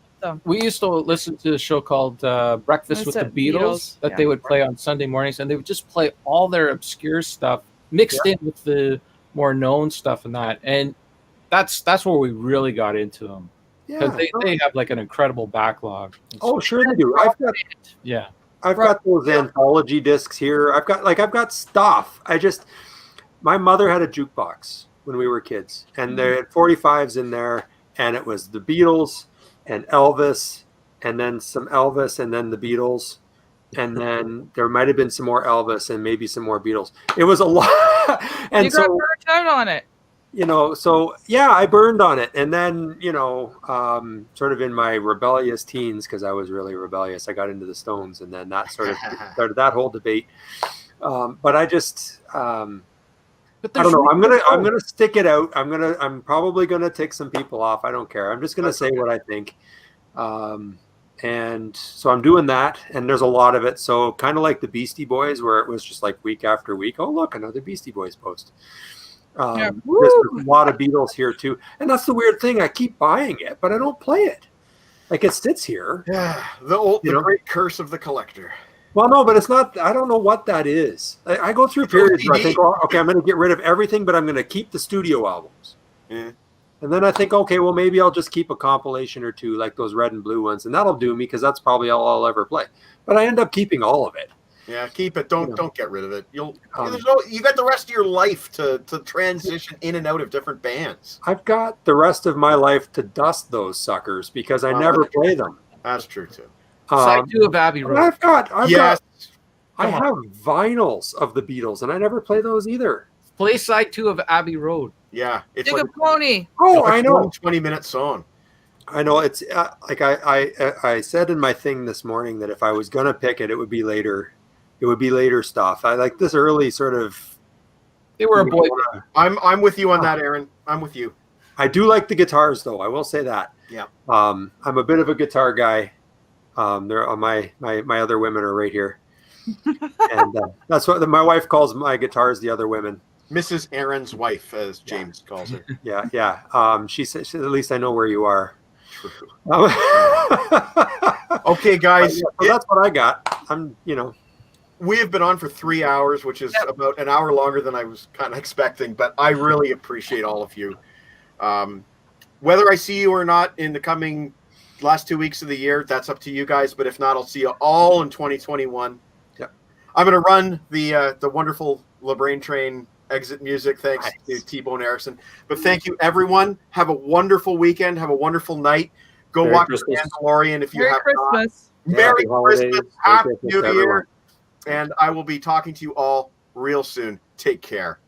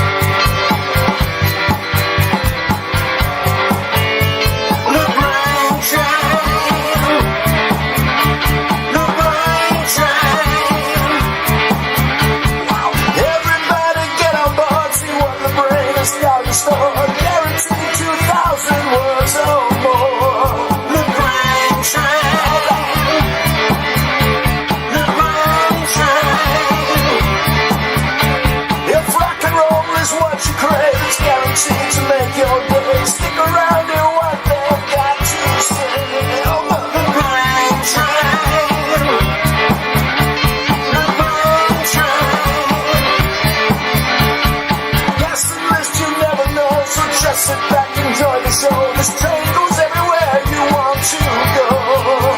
LeBrain train. LeBrain train. Give me a one-way ticket to anywhere and a glazed donut. To go.